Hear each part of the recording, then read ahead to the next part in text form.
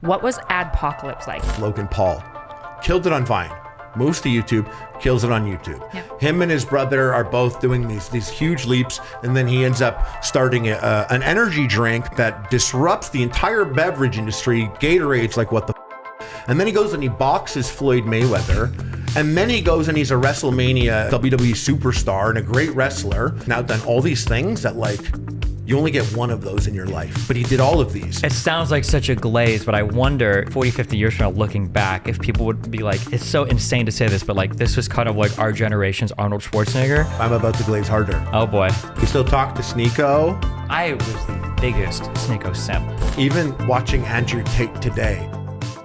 Hey guys, how's it going? Welcome to episode 12 of Bridges. We are joined today by Harley Morenstein. Yep. Thank you for having me. And Thanks your for name being right. here. Yeah, definitely. That's awesome. First try. It was cool coming down. I don't get to go on, 2014, I was on all the Saw shows. you raw dogged it. Yeah, you saw me. I didn't actually do it. You You lied heard on about it. that trend, raw dogging on the plane?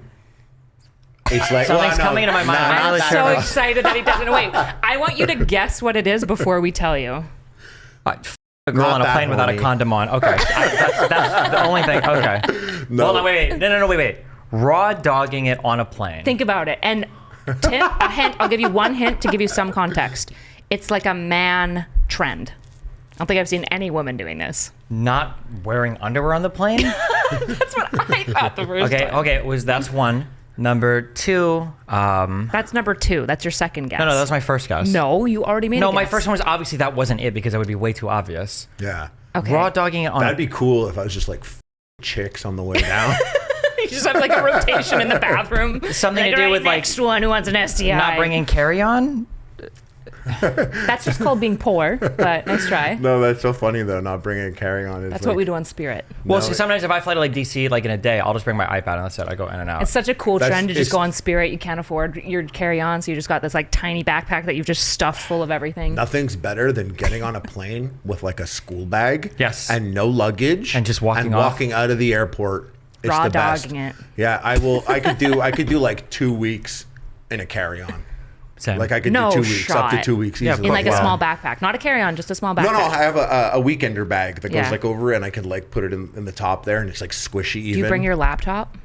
No, I started to bring iPad, ditch a laptop. yes. Yeah, That's so yeah. small. Oh my god, it's Yeah. so nice. Yeah.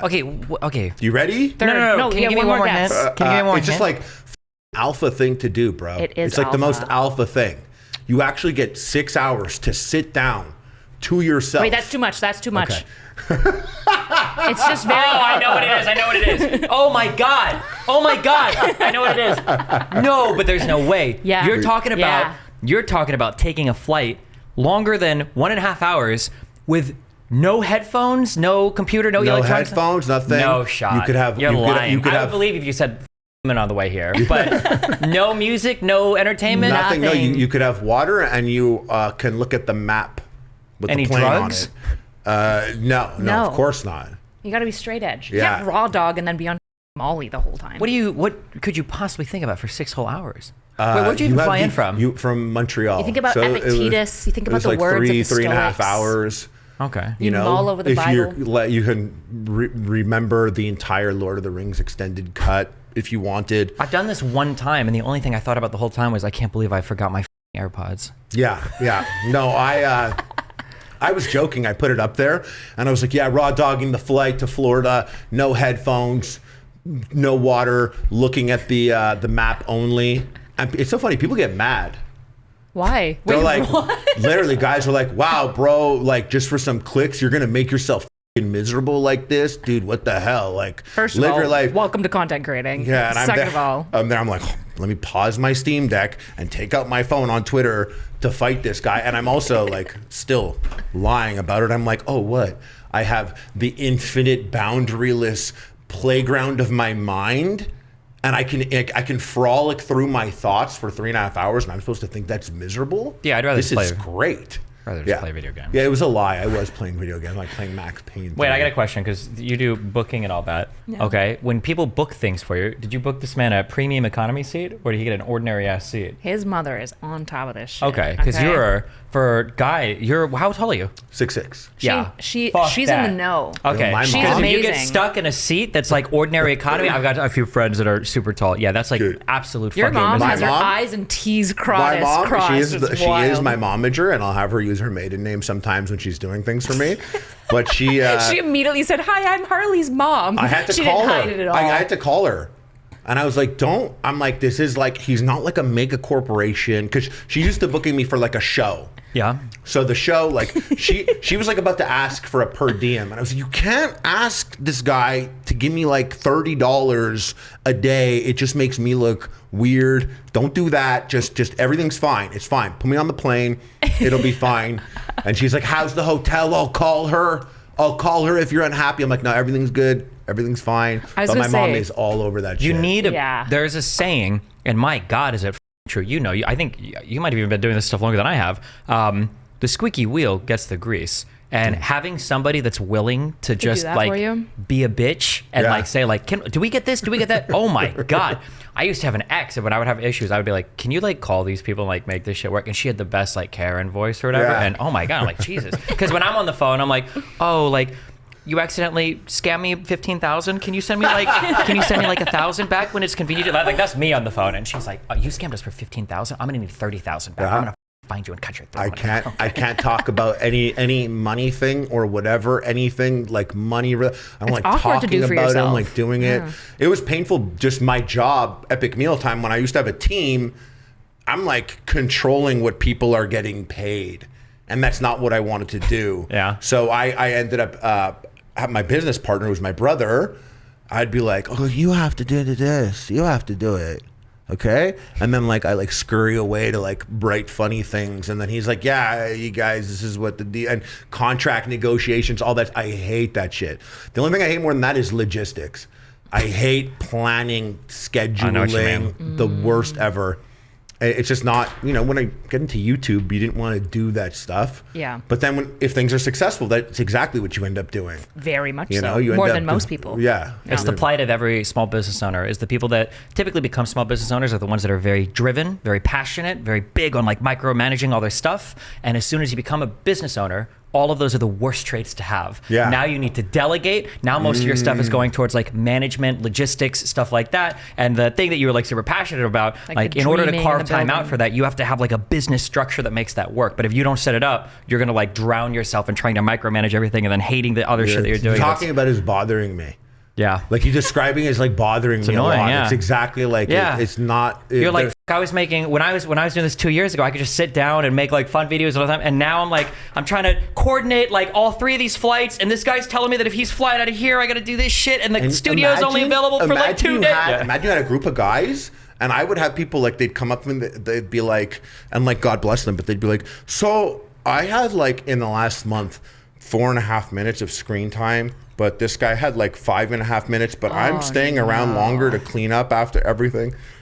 And this is all like when Epic Mealtime was popular. I mean, I'm like 27-year-old YouTuber, and you know what? Like 27 years old, you're getting a lot of views on you. I don't know what the fuck is wrong with YouTubers, but YouTubers, I was like that too. You get 1 million views, and you're like, oh, I'm an author and a rapper, and people want me on TV. When in reality, like it could just be like an interesting idea or whatever, but like I'm there and I have this like major ego, and then I have these guys that all have their egos, and it was just one thing that I just like never wanted to do. And now that I'm older, I look back and I'm like, oh yeah, I was just a bad leader. Like at that age, I was just like a bad leader. Like mid-20s, I was not a person, even though I really thought I was. It's really weird as you get older, how quickly you start to group all the younger ages together. Like I remember being like 21, 22, and you're like, oof, like 18-year-olds are like crazy and kids, and like you get to like 26, 27, you're like, oh my God, college people. And now I'm like 35 and I'm like, I was actually retarded for my entire 20s. Yeah. I was an idiot up till I was 29 years old. I was so dumb. There was it's like, Jesus, a saying that really resonated with me that was like, I'm in my 30s, but I feel like I'm in my 20s. But then I see people in their 20s and I'm like, oh no, I'm definitely in my 30s. Not. Yeah. And then there's so much dumb shit that is like I think the thing that drives me the craziest is if I could go back in time and talk to myself, I would never listen to myself. Nope. Even if I knew I was coming back, even if I saw myself step out of a time machine and go, Stephen Bunnell, younger version, I've got so much great advice for you, I would ignore all of it. I'd be like, that guy's a moron. Your pants He's are sold so out. gay. He's sold out. And he's boring. You're sold out. You obviously somewhere. I'll figure it out. Yeah. And then I would hit the same age and I'd be like, oh, what was I thinking? No, it was me from the future. Why didn't I trust myself? I give really excellent advice to like my nephews or something, and I see his face. I'm like, oh, I know what I sound like right now. I remember the people that spoke to me when I was that age, and I was and like, you're like, oh, I'm like that crusty old guy now, just being like, careful, you're gonna forget this when you're older. Yeah, and then 9 years later, you're like, he was right. Yeah, he was right about that. But yeah, if you could tell yourself one piece of advice, two things. A piece of general advice for 18-year-old guy listening, and then a piece of like more specific advice to you. What are two things that you would say? To an 18-year-old? One on each, yeah. Any 18-year-old. Oh, any 18-year-old. I'm assuming that they're in North America. Like they have like similar. North America, the year is around 2020. Follow your dreams. Actually, literally, I don't want to be cliche. I don't want Russian to be 18-year-old, 1890. What advice would you give him? Go. Follow your dreams. That would be the advice you would give, really? No, I really do believe like follow your dreams, because I never knew how to cook. My life was changed by doing a cooking show. I've seen people that are like, your dreams, like the dreams you would have had in the year 2000, maybe someone would be like, I don't have what it takes to be on camera. But then I'm like, oh, you don't get it. In 2024, the most popular people on camera don't have star quality like you think. And even like the whole basis of what is quality has changed so much from the year 2000 to now. I remember like starting YouTube channel and then people who make TV being like, you see this YouTube shit? That's not quality. But that becomes the quality baseline. And then Vine comes out. And then YouTubers look at a 4x3 6-second video and they're like, that's not quality. But that becomes the baseline of what quality is. So quality changes. And so the people that could be quality on camera changes. So in the year 2000, I wish I could tell someone like, oh yeah, don't worry if you don't look like a star. My favorite people to watch, like, I watch a lot of Asmongold. Is that a person who in the year 2000, you'd be like, that's a star right there. That's star quality. Probably not. But this is a guy that gets my eyeballs a lot. So to anyone, follow your dreams. And plus, what do you need to follow your dreams these days? If people want to be doing what we do, then this is all you need, right? To do that. And then specific advice to me, it has to be two pieces. Okay. I have to say, buy Bitcoin. And then I have to say, don't sell the it. Bitcoin. No, because the tricky thing is like if I'm like buy Bitcoin at $1 and then I buy Bitcoin at $1 and then it gets to $10, I'm like, I was right. I'll sell this now.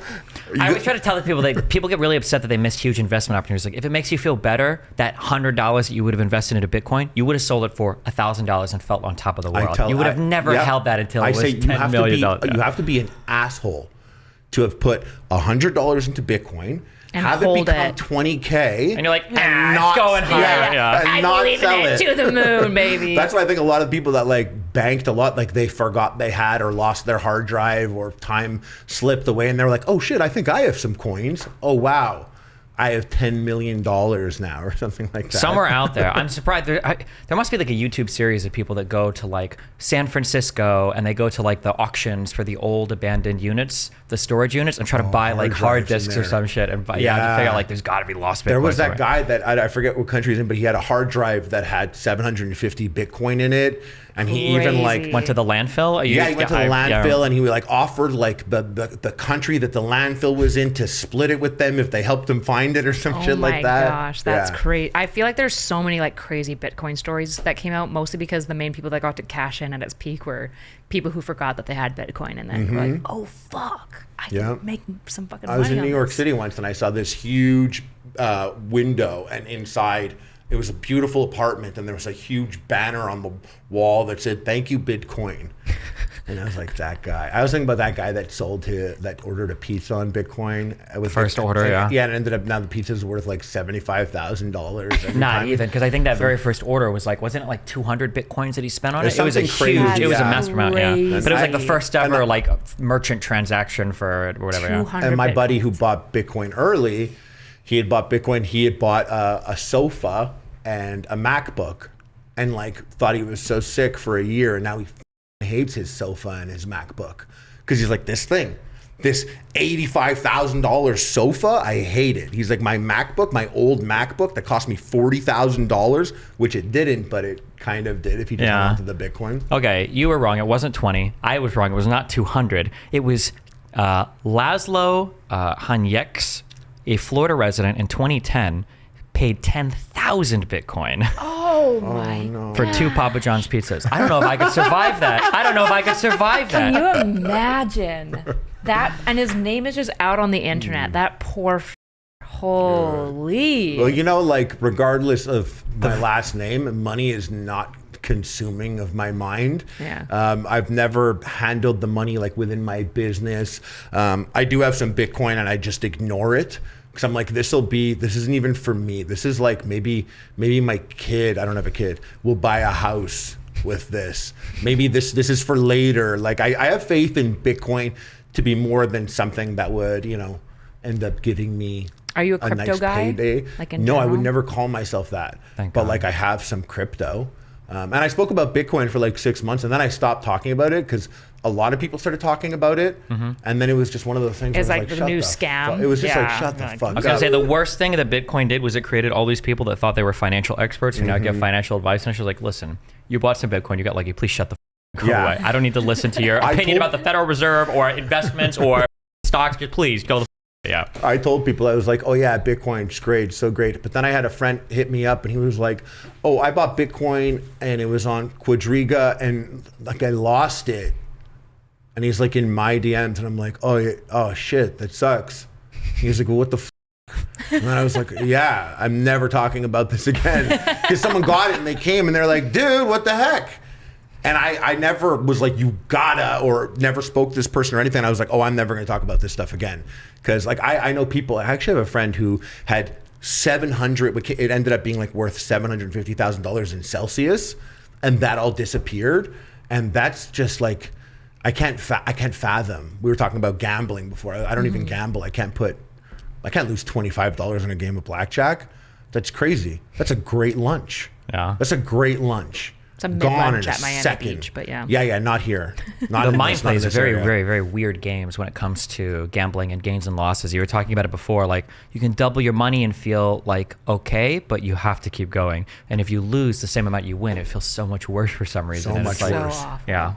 Yeah, it's very interesting to think about like how gambling becomes like addicting for like certain individuals, and it's really not appealing for a lot of people. I watch people gamble, like, on Twitch when they were doing it for a Yeah. while there, and I would watch it.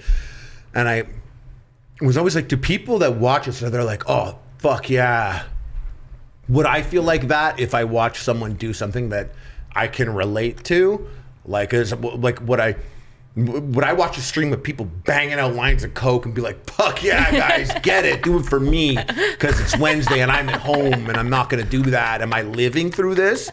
Because some people must have that, though. They watch gambling streams for extended periods of time. They've got to be gambling at the same time. I feel like Sometimes, or I think you actually can like watch it and enjoy it because you like live vicariously through like the it's kind of streamer's ups and exciting downs, to see yeah. them like dropping like 100 G's at a time. I You're just keep- like, oh I god, can't it's help- so stressful. I can't help but like look at like subscribers coming in and looking at the bets happening and trying to like math it out and be like, this is crazy. What kind of life is this? Well, if you're trying to math it out, you don't have to math it out because the people are all getting their accounts topped off by the people Yeah. they're sponsored by anyway. So Yeah. it's not like it's actually their money Yeah. at stake, but yeah. Is that why they can like gamble so much specifically? Very well. Are they Some required of to them be might open be, about that? but Sorry. I don't know if they have to. I mean, they're not required to hide it. I think most of them say it, but most people don't care because it's still technically their winnings. Like if they win, they could keep it. But your accounts are usually provided for by the gambling sponsor. Train was big on being like, this is his money. That he's not one of those guys. That's not what he's doing. So what I will say is most likely is Train gets provided money to gamble, but he has a legitimate gambling addiction, so he'll also spend his own money. Yeah. And he's was involved tightly with like kick and stake. Yeah. So there's got to be. Train is one of those guys where, like, if you showed me his bank account and I found out that his net worth was $10,000, it wouldn't surprise me. And if you showed me that his net worth was like $250 million, it wouldn't surprise me. I have no idea. He could be the richest guy in Canada. You mentioned that he was 300 mil once, and I was like, oh, that's more than I thought. That's like 10 times more than I thought. He's dropping like 100 G's on gambling. These guys will spend 7 figures a night gambling, like in terms of play, but it's hard to say. Yeah, no, I'm happy that was never my addiction. Never got caught up in gambling because it's like siphons right from the wallet. Very scary. And from every other part of your life. And it does. There's no like health limits. You can do it forever. You can borrow from people. I've had people ask me for money. Even like another creator that I'm friends with. Name them. I can't. But and they would like when that happens, I'm like, oh, they've exhausted the other people because now you've come to me, and I feel like, oh shit, if you're coming to me. Well, that's sad. Yeah. You think you're on the bottom totem pole for people they'd borrow money from? Why are you the last if choice? or maybe I'm the first person when you want to hide it from your. The voice doesn't come from right here, okay? Jesus, speaking to the goddamn microphone. Sorry, go ahead. Yeah, he's come to you. Now you've come to me. You're truly desperate. What's that quote? There's a movie quote there. Lord of the Rings? Is it? You must be truly desperate. You must be truly desperate if you've come to me. I feel like it's. Is that a Lord of the Rings? No, I don't think that's Lord of the Rings. Dark Knight or some shit. I don't know. Okay, keep talking. Dark Knight. No, so I was just like, oh shit, it must be a desperate. Maybe I'm not the last, maybe I'm the first, but it's just desperate to get here. You know, it's where you're like asking all of your friends and stuff like that. In one of the Avengers movies, it's Loki. We were all wrong. Yeah, it's Logan. I was never gonna say that it was a Marvel movie. Bro, what is up with Marvel? Wait, do you perceive? I actually so disagree with your life advice. Do you follow your dream? Partly of what you were saying with the anybody can do anything. Do you perceive yourself as being like a extra funny, humorous kind of person? Do you think you're like middle of the road, or what do you think? How do you perceive your personality? I think it takes a person who you're gonna already be a level. If I'm gonna go and start a channel that's called Harley, and I'm like, yo, like me, follow me, watch me tomorrow. That's already a type of personality for sure. And I do think that I have come equipped with some things, like I'm comfortable public speaking. Some people, it's their nightmare. If that was my nightmare and that was also my dream, that would be crazy. Oh, okay. All right, maybe we would agree more. Yeah. But then again, if someone is, like, if they don't have the tools, I've seen so many people succeed these days that don't have the tools, but they do it. Like maybe they are bad at public speaking, so their ASMR channels popping off on TikTok. Like there's almost like a career for everyone using the phone. It's really like it's just crazy. It's really crazy. The whole where it is now, what you could do and what people could do with an iPad or a phone or whatever. The like workplace revolution has been really fascinating since COVID, especially. Like I recently came across, have you guys ever heard of like dog transporters? Like a dog carrier? So these people on this site, I can't remember what the site is called, which is terrible, this poor website. So when I moved my dog, Freya, from Alberta to Florida, we hired this couple who just all their life, they just road trip everywhere all the time. I love this business. And then they just... What a great business. Yeah, they just Genius go idea. on this site about where they're traveling from. They're good with dogs. They treat them well. And they'll just pick up your dog and then drop it off on a road trip they've already planned, and they'll make like $1,800. If you love your dog, you do not want to put it on a plane. No, it's going to go in the car. She'd knock her leg off. Yeah, if it's not a tiny dog, it's going in the cargo. It's freezing cold in there. Dogs die in there. It's going to be not pissing for an extended period of time. Yep. They freak out. It's crazy. You literally torture for dog time. It's going to be like 1,000 years in the darkness and cold. My owner hates me. Yeah. So that's a genius idea. Yeah. I think if anyone wants to have a genius idea or wants to have some sort of make money quick type thing, if I was that guy, I probably would have focused on pets, because people spend so much money on pets. They love their pets. Dogs are people don't have the money, and they'll be like, oh, my dog, it's an emergency, I need $10,000. And now it's like, this is the most important thing. Who would ever do that? What a crazy thing. Imagine that. There's a lot of jokes in our community about there's people that have done that. Yes. Specifically, yep. Here's a question I get a lot. I don't actually know the answer. People will say things like, if you would have started content creation today, what would you have done? Do you think that you would have made it today if you would have started today? I also started doing content creation like 2010, and back then, if you were willing to invest a lot of time into like learning all the shit, you could make it because you'd already have a huge leg up on everybody else. You needed also special technology, the computer to do what you did then. Yeah, and the software, and there were no help guides and people. And have a webcam running on your computer at the same time. You have to have a crazy computer. The barrier of entry was just so high back in the day. Do you think that in today's market, as easy as it is to like enter, do you ever think about that? Like, I got in when I did, or do you think it was so much easier if I started now, or what? Yeah, well, because I got into food. So food was such a pillar that was not explored in 2010. And even if it was, you weren't getting like young men cooking. The comments, it's so crazy how much time has changed. In 2010, when we first put it up, people be like, get a load of this. It's not a woman making me a sandwich. It's guys cooking. This is crazy. And that's actually the mentality in 2010. Old comments were like, I can't believe these guys are in the kitchen. Which is so funny because in 2010... You have to be Gordon Ramsay though. If you weren't Gordon Ramsay, you're not in the kitchen cooking for fun. Yeah, or I was going to say, if you go to any like restaurant, if you go to like in the back for line cooks, they're like 90% men. But like, yeah, but it was not in your kitchen. Yeah, no, I at understand home. that. That's for the wife. Like that's literally what the mentality was. So we were zigging on a zag, and that was one thing. So zigging? I'm just saying, like we were doing something different. So we stood out. So and it wasn't crazy. Like we were in Canada, and we were like, okay, Tuesday is not a day. Like Charlie Jane does her workouts on Monday. Peter Chow does his skits on Wednesday. Like let's choose Tuesday. And if we have a good video, we could be on the front page if we get 10,000 views. And we were like thinking like that. It was so small. But today, sometimes someone will come to me and they'll be like, oh yeah, I want to stream. What should I do? And I'm like, oh, okay, we'll start a Facebook page and a TikTok. And they're like, I don't have Facebook and I don't want to have a TikTok. And I'm like, stop talking to me. Stop bothering me then. Like, I don't understand when people are like, oh, I don't want Instagram though. And it's like, oh, you don't get it. You got to like, to stand out today, you got to put all these lines in the water and hope that something happens somewhere. You could pop on Facebook maybe, and hopefully you can bring people over to Twitch. Like I watch people who have 1 million followers on TikTok, and they'll also be streaming on Twitch, and their Twitch has like 90 people. Yeah. But 90 people is like, damn, you're on your way to maybe potentially having a small chance at maybe being successful, because 90 is a huge leap in viewership from 3 people. There's also, I think, because people only watch, obviously, generally the top streamers. And then I don't know if you've had this problem with friends, but if people ask you for advice and they do things, people will start in content creation and they'll be making amazing progress, but they'll feel like shit because they'll compare themselves to like the top people. Yes. Like I've had people that will say things like, I've been streaming for 6 months, like I've only got like 500 or 600 concurrent viewers. And I'm like, bro, you've crazy. already made That's it. good. Like, yeah. you're already in the top like 0.1%. Like, keep going. Yeah, but they'll be like, oh yeah, but you've got like this many, and like, oh, I see. It's like I've been streaming for like 14 years, dude. Why are you like you have more than I had when I was 6 months in? Like, I was ecstatic to get like to start getting PayPal donations. That's crazy because back then it was like for internet content. As crazy as it was when we first started spending money on the internet, like I don't know how. I guess you're a tad older than me. I'm 35.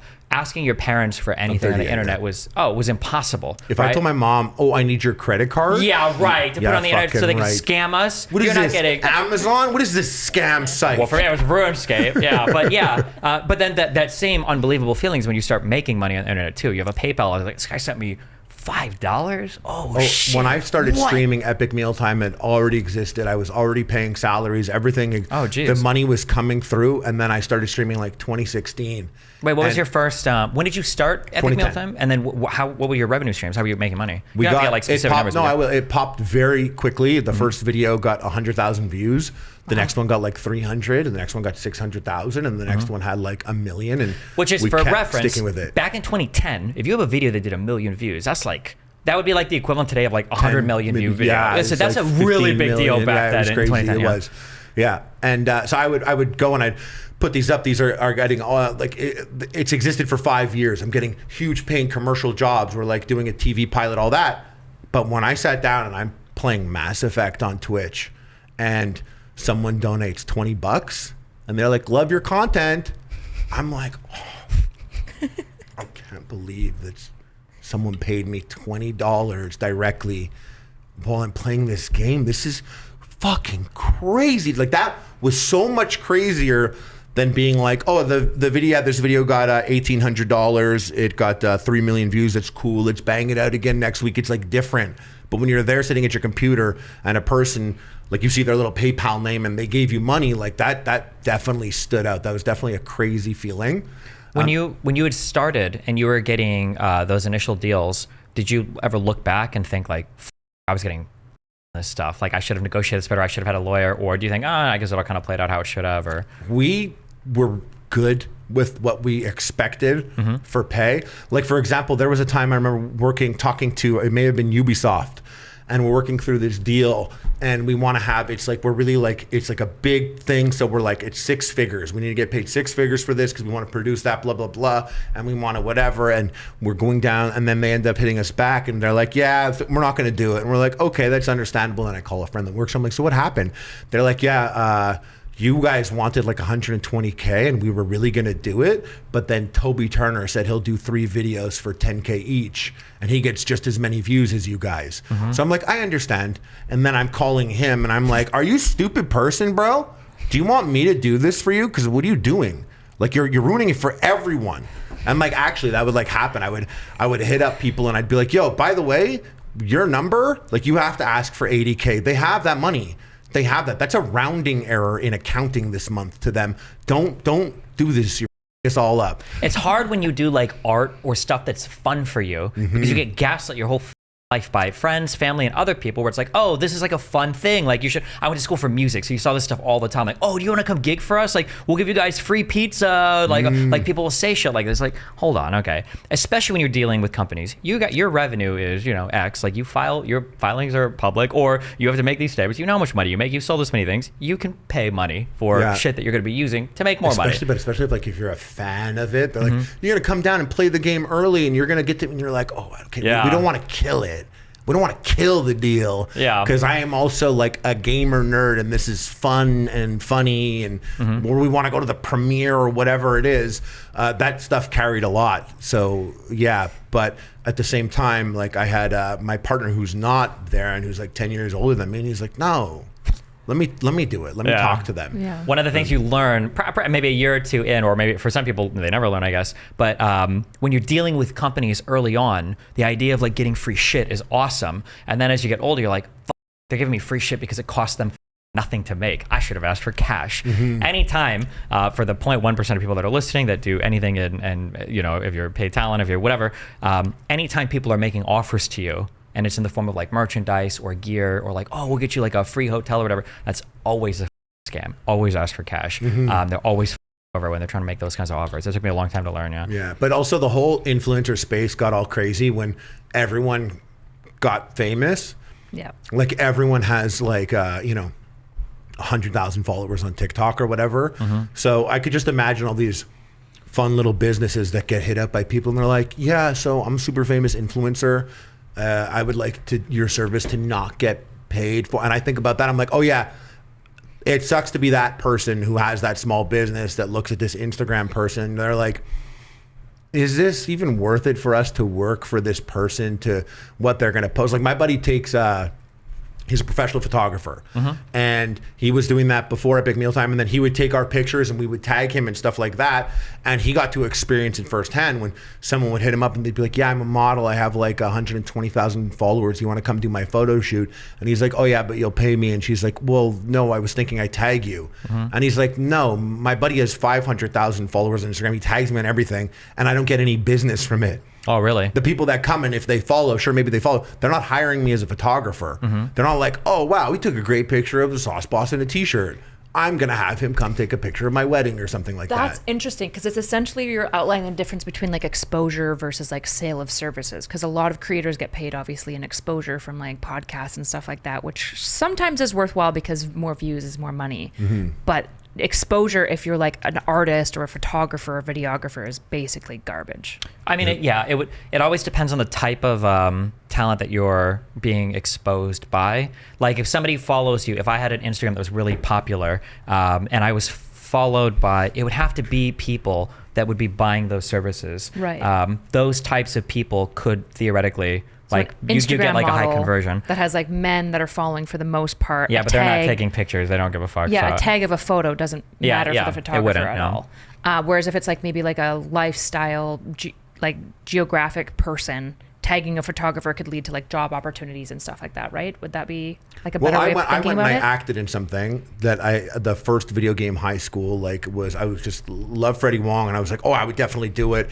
And I went in it, and there was like just visa issues with me getting paid. So I did it for free the first one, and that was super worth it because then I was in the second one. And like to this day, people will come into my stream and have always gone and like they'll donate to me or subscribe and be like, VGHS, brother. Yeah. And I'm like, oh, cool. It ended up working out in the long run in the end. The exposure helped. But it's just tricky when, you know, some person who has a ton of followers in the USA or something comes to Canada to your small town and they want to stay at your bread and breakfast for free in exchange for tagging. How many people do you think are going to see that tag and be like, we should go there? Yeah, and then drop, you know? Paid in exposure can be good. You just have to be intelligent at evaluating the exposure because sometimes it's trash. But yeah, but like if I were to go to like TwitchCon or if I were to go to some convention and I were to like shop around and be like, hey, listen, if you you know do, it's not really the same thing, but like if you let me have breakfast here for free or some shit, like I'll host like a fan meetup like outside, like that would obviously be worth it for them because you'd be bringing people directly yeah, that's to much better. So like that, yeah, that's much better. But a lot of influencers will just ask for free shit, usually because the marginal cost is low to the provider. They'll usually give you free shit if you ask. That's like a cheat. But I did that. I hit up Mercedes. Well, I was going to say like a hotel. But no, okay. I literally hit up Mercedes and I was like, I was like, beep, boop, boop. I was like, I have a TV show on A&E, 2 seasons, and I blah, blah, blah, and I'm going to be here, and it's not where I'm from. I love the G series. I would love to have it, and, you know, it'll end up being on the show, and it'll end up being on my Instagram, and it'll be there, and it'll be a thing. And yeah, so if you want to give me one of those for like 2 years, I'll give it back, I swear. Did it work? They were like, nah, dude. Nah. They're like, we saw your thing. You said caca pee and ate a lot of bacon. We don't think that's our brand. But then like I ended up getting like a Toyota Scion. Oh shit, yeah, there you go. Yeah. Just go down. Yeah. And then I got a Toyota Scion, which like was way too small for me, but I'm like, it's free. I'm like squishing myself into the car. But it worked out. It was like a thing. You just take those shots. Had my mom do it. Are you a big car guy? Not at all. Oh, okay. I think cars are so cool and awesome, and that opinion has been with me since I've been 7 years old, but it never changed. Every time I see a car, I'm like, whoa, car is so fast. But I'm not like, dude, I prefer the R32 body over the R33 body because, like, you know, I'm not like, when you say car guy, I don't want to offend a car guy, being like, yeah, I'm a car guy, I like cars. Car guys are like gun guys. Car guys are horse girls. Yeah, they love this shit. Like they love it. And cars, like one of those manly blind spots I have, just like sports, where people are like, oh yeah, you like this car, and I'm like, oh, I don't know cars, and they're like, pretty gay. Or if I'm like, oh, sports, I don't know the name of the children these days. That's what's great about athletes. I look at them like, oh, I'm 14 years older than that guy in the NFL. Yeah. I don't know all these boys' names, and people are like, you don't know the fucking who's killing it right now in the NBA. But yeah, are you a car guy? Not that much, no. I've had one friend who was a big car dude, but if you're into like the supercars, or if you're into like really nice like imports and stuff, it sucks if you're really tall because you can't fucking fit into anything. Oh yeah, I would so never. Like, fucked. Yeah. Shaq used to do that apparently. He would get like cars and they would have to like get rid of the back seat behind him and custom move the seat back. That's crazy. Yeah, I met him once. And he's a fucking big guy. I can't believe it. How tall is he? Like he shook my hand. 6'5", right? I look up at him. He shook my hand and his fingers are like this long. It's not, people think that it's not that he's tall. It's that he's, everything is proportionally much larger like all his around. Hands are like you could crush. You ever see? His voice is like deep. It's like a big voice. It's like the earth rumbling. Yeah. Jesus. Yeah. He was like what like the ancient poets wrote about when they were like describing this man with like the earth rumbling voice and like the large hand. They told tales of him. Like Game of Thrones when the mountain crushed Oberyn's head. He was like tragic. Like that dude. Yeah. You know, I don't want to. I'm sure no one listening now is going to pass this along to Shaq.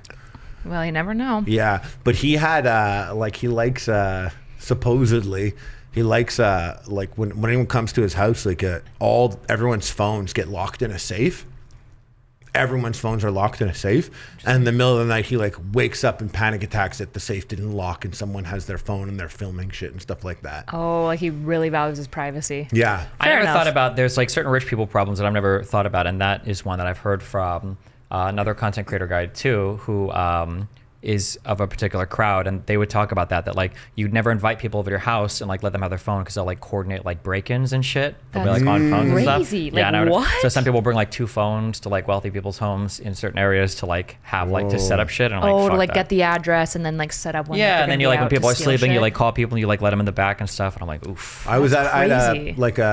in LA, and I had a big hotel room and having a bunch of people over, and it was like a little like fun party, and like a bunch of them were creators, but then a couple of them were friends that are not, and those friends, a couple of them brought friends. And I remember how weird it was.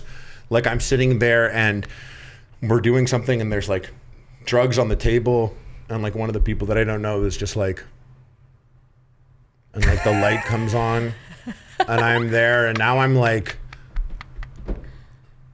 I don't want this moment to happen. Yeah. But I'm like, hey, Really? can I see what you just recorded? And they're like, oh, what? Oh, it was what? And I'm like, yeah. And I said, like, oh, could you delete that?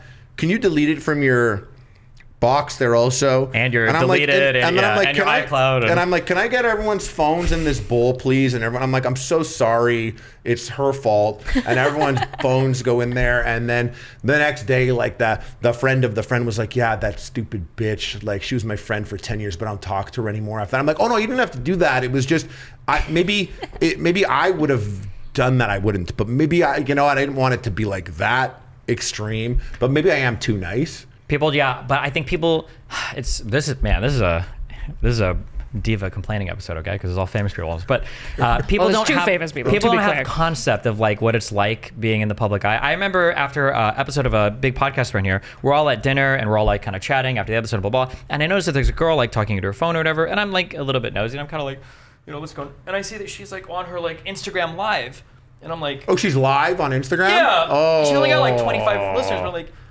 hey, I'm like, we're like all like chatting. There's like business shit and like other stuff going on here. Like, why are you like, and she's like, oh no, it's okay. Like not that many people are watching. I'm like, it doesn't work that way. Yeah, no, that's like nightmare. That's like, because it's also if like people see your awkward. face and you say something and they hear like a private business stuff. Somebody's gonna find it. I also feel like an asshole being like, the idea of being like, oh, how do I tell this person that this footage might be valuable to a person? Because you feel so conceited. The worst is That's when why you have your mom to advocate for you. Mommy, they're live streaming dinner. Call her. The worst moments. I don't know if you've had this happen. These are the most like fucking ego. They feel egotistical. Somebody comes up to you. You're either in an elevator, you're going somewhere, and they're kind of looking, and they like start chatting like, oh hey, like what's up? And you're like, hey, how's it going? And you can't tell if they're like talking to you because you're like a YouTube person, so you're trying to find a way to ask like, do you know who I am? Or Yeah. but it's like, fuck me, like how do I like, oh my god, this is so humiliating to even ask this question. Like I default instantly to like, okay, Harley, you're a very tall and weird looking person, and maybe you have a you just strange assume it's shirt. normal? Maybe they're looking at you because you're tall and weird looking. And if my dad's there, he's like, the bacon guy, it's him. Yeah. And I'm like, Dad, shut the fuck up. Or sometimes someone will come up to me and they'll be like, dude, man, used to love your show. My mom's like, why don't you still watch it? Yeah. His views are down. I'm like, shut the fuck up. Yeah, people come to me and say like, oh, I used to watch you all the time. Why would you tell me that? Just lie to me, okay? You see me in real life, just say like, oh, I love your shit. That's Yeah. fine, yeah. Do you ever learn how loud whispering is? Where I'll be standing in an area and I hear people and they're like, is that Destiny? The right type of whisper is louder than talking. It's so it cuts through travels. everything. I'm like, you should just ask your friend, like, hey, yeah, you think like, That's yeah, but they're people bad whisperers. I don't know. Yeah, I don't know what it is. If it's So the many people whispering are thing, but like you terrible hear it, whisperers. yeah. Or people who think, and I don't know if this is like peripheral vision. Maybe every human's like this, or maybe we're extra paranoid. But like you're walking by and a guy's like this, and I'm like, and you look and it's like, yes, I am. Yes, Yeah. I am. Whoever you think yes, okay. Yeah, they like look at you like 4 times. See, and they think I have a thing. People will come up to me and they'll be like, are you? and I'm always like, food. And they're like, Yeah. Do you guys notice, is there like a look? Because like, how do you tell the difference between like, like that person's like checking me out, they think I look good, or maybe I look weird, as you said, or something like that? We're men. Or Nobody versus, does that. Yeah. If they're looking at you twice as a man, it's because they recognize you from somewhere famous. I feel like I see like, women check out men I check out men all the time. Yeah, or I could be doing something weird. Yeah. So I'm if it's a double take, I'm loud, gregarious. I'm doing something stupid. I'm doing like a bit with my buddy. Like I'm like pretending to bite him or something. Yeah. What's fuck? Why did they just look at me multiple times? Yeah. Shit. Is my pants coming? So is there a look that you know, like that person's recognizing me? Is it like the linger double look? It is a strange look. But you know what's crazier than the look is some people will come up to you and they'll have an interesting planned method of interacting with you that is like a super unique thing that they thought up, and they're going to come up to you and approach you with it. But the thing is, perhaps you've met many people over the years and this bit has been done before, and for them to pretend like it's like they don't know you, or it's not a big deal, or whatever the angle is, to them, they're doing it to play it up in a particular way, but you've seen this before. And you could recognize it because it's their first time ever trying it out, because they don't come across people like this. And you've seen this before. So like, for example, one that I'll get a lot of is like, my friend is like obsessed with you. Can I get a pic with you? And you're like, yeah. And in my head, I'm like, it's okay if you liked one video in 2013.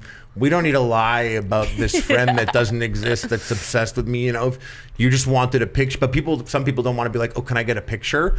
The hardest thing for me is also to just ask someone when they leave if they want a picture. Oh, yeah. Did you want a picture? Yeah. Because what they'll do is after they finish talking to you, they'll kind of like, they take one step away and they've got like their phone out. Yeah, and they're doing like this phone thing. Is out with the camera app open. And I'm like, do you want a picture? And they're like, oh, yeah. The thing, I'm very endeared by it because I think it's so cute. But it's so funny when people like, when they want to do the pictures and like they're talking, their voices, but then they go to like take the picture. I take the picture. I take the picture all the time. I get it, yeah.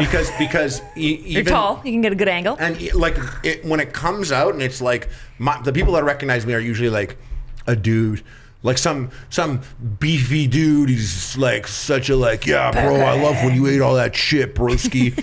And like, I don't want to see him shaking nervously. Oh, like I don't want to see that. Little, like, mental tip and I have seen it, so I always like, oh yeah, I'll do it. I'll do it. Plus, it's faster if I do it. And then people are like, whoa, you're so fast at it. And you're like, I'm a YouTuber. The least I could do is take a picture fast on my phone. It's like the bare minimum requirement. Yeah. Okay, I'm going to be remiss if I don't ask two OGs a bunch of questions about like content creation itself. What was Adpocalpse like? Because we were talking about sponsorships. How did that change? Because I feel like my understanding of internet history, could be wrong, is that the way that creators make money has like ebbed and flowed and changed a lot over the years of like what's the main way to kind of make income. Was the first big Adpocalpse, is that like 2016? You were on Twitch at the time, right? I was on Twitch, so yeah, my life has been way different in terms of revenue. Yeah. I haven't been as You weren't on YouTube at all at that time? When did you switch to posting on YouTube? Don't ever talk to me about my old YouTube, okay? Why? I had a YouTube channel. Why? I don't know any of this. Because I had a YouTube channel with 70,000 subs in 2010, and I was like, YouTube sucks. No, I didn't do anything with it. So I didn't delete it, but it's got like 2 videos with over 1 million views on it, and I was like, yeah, fuck it. And I didn't really pick up YouTube seriously until maybe like 2017. No. Talk about like worst like decision That's so funny. Yeah. No, it's not so really. crazy. It's not. It's not really. How many Bitcoins did you sell? You said when you were younger, motherfucker? Yeah. Okay. Go chug on some bacon, all right, and die. Okay. My Adpocalpse experience was pretty interesting because my channel was still popping at the time. So like I've been there for like a rise of like being top 5 most subscribed on YouTube to now like some YouTubers looking at me and be like, ooh, this is like a horror story that one day my channel might not be super popular. But at the time, Adpocalpse, when it happened, they had the whole thing. It was years ago, and they were like companies like Pepsi pulled off of YouTube, and they were like, we're not gonna put anything on YouTube. And what YouTube did was they had a spontaneous reaction where they pulled all ads off of YouTube. I think it was at least 24 hours, but they didn't tell anyone that they were gonna do that to appease the companies. While they sorted out, so they pulled all ads off, so no one was making money for like at least 24 hours. They didn't warn on any of us, and if I had an issue and I was like, yo, what's going on? And I got sent to my YouTube rep, I was lucky. I had a top 50 channel. I could hit up a guy who works at YouTube, and he'll tell me everyone else had a paragraph to refer to that was like, yeah, blah, blah. I forget what they said, but it was bullshit and useless and not helpful. Now, what's crazy about the Adpocalypse was 2 weeks after this, or like around that time, YouTube did this thing where they rented out the entire Standard Hotel in New York City. And the people that they put in the hotel were like the top 150 YouTubers. So it's all the YouTubers. I'm there that people are like, prank versus prank, like Gigi Gorgeous, David Dobrik, Casey Neistat, like all these huge YouTube megastars, and we're all in this hotel together, and like David Blaine comes and holds his breath underwater for 10 minutes for us, and we meet Kevin Hart, and they do this whole thing, and then after that is the digital upfronts where we all go on stage and we do a thing called, I like to call it, like Dance Monkey Dance, Dance Derek Dance. We go on stage and we're like, I'm practically with someone wearing a bacon costume, and we're doing this whole song dance in the background like idiots, while they're like, Kevin Hart's gonna start uploading to YouTube. YouTube's such star fuckers. They love being like, Kevin Hart and Ellen's gonna have her stuff on YouTube, and they're showing this to brands. And all us YouTubers are in the back like, and we had this like this moment where we get to sit down with the Susan and Robert Kinsel, the two people that just like were in charge of YouTube. And we sat down, and I remember Will Smith was there and all the top YouTubers. And they were like, yeah, so, we don't get much time to talk to you guys face to face. So we wanted to know if you had anything that you wanted to talk about. And I was like, oh yeah, I do. I was like, what's up with cutting the ads? You took away all the ads on YouTube. And they're like, yeah. Well, and I remember Robert, he was like, well, like we got hit up by the CEO of Pepsi, and he explained to us how important it was that and I was like, yeah, sorry to interrupt. I don't care about the CEO of Pepsi. And like, in fact, if the CEO of Pepsi didn't want to advertise on YouTube anymore, like that sucks for them. Good luck trying to reach out to the new generation when you have literally like 100 billion views here, and you're gonna go and screw over everyone here. Someone could have spent $20,000 on their biggest video ever, and they're dropping it that Monday, and you didn't tell them that there wasn't gonna be any ads because the CEO of Pepsi, while we're all on stage dancing like monkeys for Ellen and Kevin Hart's YouTube channel. It is pretty crazy. Weird how much of the early internet people don't realize, because this is before, now everything's kind of like moving towards more subscription stuff because of ad block and other things, but a lot of the early internet literally existed on the whims of the advertising budgets of a lot of these like A-list companies. Like if it wasn't for all of the advertising spending, like none of the early YouTube stuff, the early website stuff, like the very early iterations of Google AdSense for like web pages stuff, none of that shit would have existed. So yeah. But it's interesting though, because the YouTubers would still exist. We see it on TikTok. People love their 2 million followers on TikTok making $0, banging out content constantly with the hopes that maybe one day they'll get a branded opportunity or siphon it off to a YouTube channel. But they really did, like, everything banked on, like, not even like it was like Pepsi was like 40% of all the money that all of us in this room are making is coming from like Pepsi and Pepsi products, But back then it was harder because like we said earlier, like today, dude, these phones are so unbelievably powerful. You could run like everything you need off of just your phone. I'm friends with a TikToker, and she like does all of her editing and everything for her videos, like all on her phone. I'm like, Jesus, I'm like, oh my God, that's insane. I bust out like CapCut or like Splice, and I'll like use crazy. It's so and I'm powerful. so shocked at it. And then like I'll send it off to an editor, and I'll be like, can you like just clean it up and make it like look like a video that's not on the phone? But Patreon does this new thing I just discovered. When you upload a video, it'll make clips for you. It's AI. A lot of stuff is doing a lot of the AI, to clip out like certain moments and stuff. Crazy. So it's smart. AI is. Are we fans of AI here? Yeah, I think so. Yeah. Me and ChatGPT get along super well when we chat. No, I'm a big fan of AI. I don't like shun a product that utilizes AI. I know like some people are super against it. One of my favorite channels on YouTube, even since I first started, Corridor Digital, one of my buddies, such a great guy, and he like was like, oh, this is cool. Like we can make an anime using AI.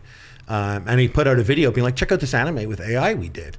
And then like a million people cried out all at once as their entire existence has now just been put into question by my sweet little buddy who's like, huh, this is pretty cool. AI Is he a big YouTuber guy? Yeah, Quarter Digital. They sit down on the couch and they're like, VFX artists react to bad CGI. Was this the one? I feel like was this the one where they tried to make a type thing? Yeah, they the did, anime. Like, the rock paper scissors. Okay, yeah, anime. I've seen this before. Yeah, it did look really cool. Yeah, okay, yeah. Yeah, and it was cool, and it looked like it was a little washy AI a little bit, thing. but they went through like the process of and it's always funny. You say it, look, people are like, oh yeah, like here's like every single little problem, and they'll never fix this, and then like 2 weeks later it's like, oh, like this got cleaned up, and people get so unhinged because they hate something, like the critiques become so stupid. I remember it's almost been wiped from the internet's collective memory, but like 2 years ago people were saying like, oh, on AI photos they'll never be realistic because look, they can't even do the fingers, and they it's got like hands like a month later. Yeah, bro, this shit like just like released like They've got 12 minutes videos. ago, like Jesus Christ. Yeah, like give it a moment. Did you guys see the AI video? It had Gordon Ramsay.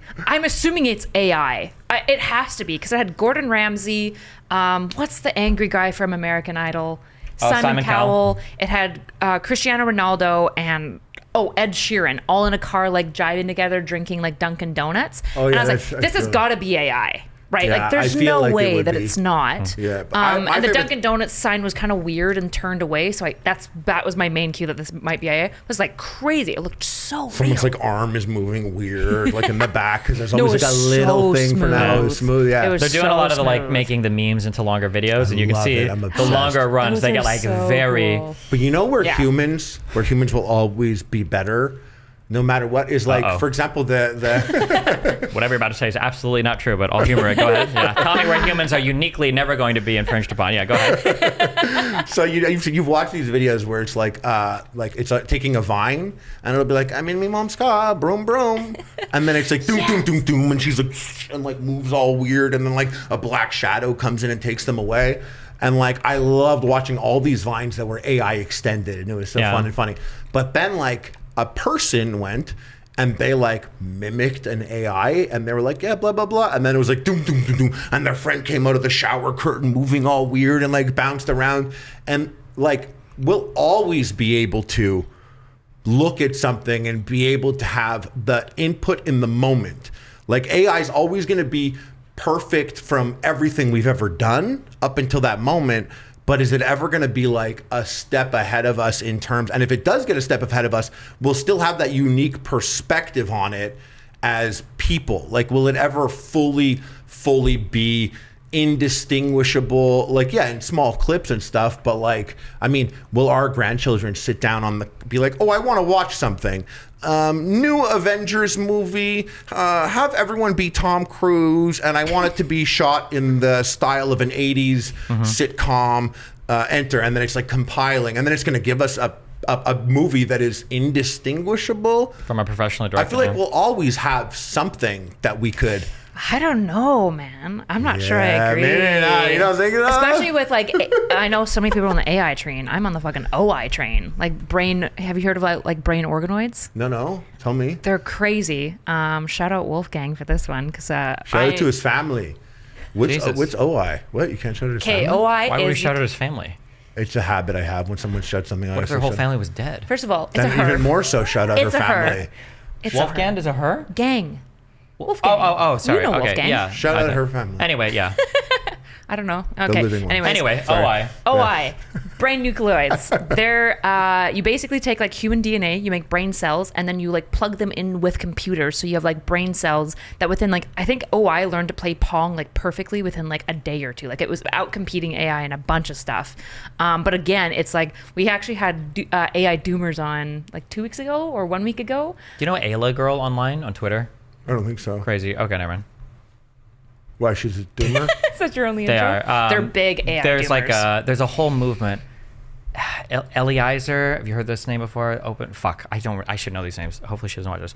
There's like a whole movement of people that think that AI is leading us to absolute and complete and total destruction in world like will 5 end to in, 10 like, years. 10 Wait, hold on. years. Like they don't think they'll live their full life We're already out. doing that. Doing what? Going to destruction. Well, no, but like actual destruction. Yeah. Not But wait, like, no. But we're not going to actual destruction already. Not like extinction level. Not like in 10 years. No, But but there we are are. ideas that like AI will like intentionally Will begin kill to us. try to like remove humans from the planet in like an optimal manner within like 5 to 10 years. Yeah. But you don't think like what? Like you think like we're around in 250 years? I don't know. I don't care. I'll be dead in 250 years. I know, but like you're humanity. You know, yeah. Probably. Maybe. Who I knows? think so. Nah, Yeah. I think we'll be 250? here. Yeah. Yeah. There's also differences between like mass like death events versus like extinction level Exactly, things. Like I don't think exactly. climate change, for instance, as bad as it could be, I don't think we would ever go extinct, but it could lead to like billions of people dying. Yeah, But like Like a- you think in 1,000 years, you think there's gonna be white men on the planet like you? Well, even whiter. I hope the races are so muddy that everyone's just running around. I Just hope the kinda races muddy are colored. so pure we can't we, even like- mate with each other. We no, can't even have kids with each We other have different anymore. types of Homo sapiens now. Yeah. We've evolved again. I think No, for it'll sure. be like the talls versus the shorts. If we end up all looking the same, we're gonna find Depends on our something. protein intake. We'll just be find fucking something tall. to attack ourselves on. The shorts will be sure. better because you guys need more calories, so we'll be more energy Yeah, efficient. but they'll kill you guys. Eat them, and then They won't Win kill through us because war we'll of create all of attrition. our video. We'll live underground in tunnels that are like 6 feet tall, And lose you'll your be eyes. you'll be under the tunnels like trying to fight us, and we'll be like in optimal fighting position. What do you mean? I'm of the tunnel people. We excel in tunnels. No shot. You're way too People tall do for not tunnels. excel in tunnels. That's the opposite of No, true. just Jews. We dig tunnels under the ground. true, you guys in do New York love City. tunnels. Yeah, like, Just for religious property, though. people I in don't know if that general. counts, yeah. It's a religious thing. Have you guys heard about like in New York? There's like a bunch of bootlegging Lutheran tunnels all over the place. really? Yeah, I got to see a bunch of them. They're so cool. They're just like miles long. Those videos were fucking hilarious. The tunnels? All the Jew guys like Hilarious. fighting in the. Hilarious. It was also like I was like, oh shit, like tunnels is their thing, and Jews are taking that now too. It's all a bad look. They steal The everything from timing's- Middle Eastern I know, culture. The Not timing's good, yeah. bad. I'm like, we couldn't just let them have tunnels. We literally have to take tunnels, and now like tunnels is our thing. Yeah, it's all weird. And then people ask me about tunnels. They're like, so what's the deal with tunnels? I'm like, I don't know what the those Jews are doing. You don't have the inside Those are the scoop? Jews that like spit on mailmen and don't pay taxes. They're not. They would spit on me for not being Jewish. Even if you enough. knew, Yeah. why do you think I could tell you, right? Exactly, right? My favorite thing for the AI artist thing, it was a meme for a while and people stopped doing it, but anytime you see somebody post art, if you know they're like a huge like hater or whatever, you always like reply in comments like, this is such an awesome piece, like what prompt did you use? Yeah, And just, like, send there's people no into bigger orbit. diss to an artist than being like, yo, your thing looks like it's contrived of everything that's ever existed and there's nothing unique about it.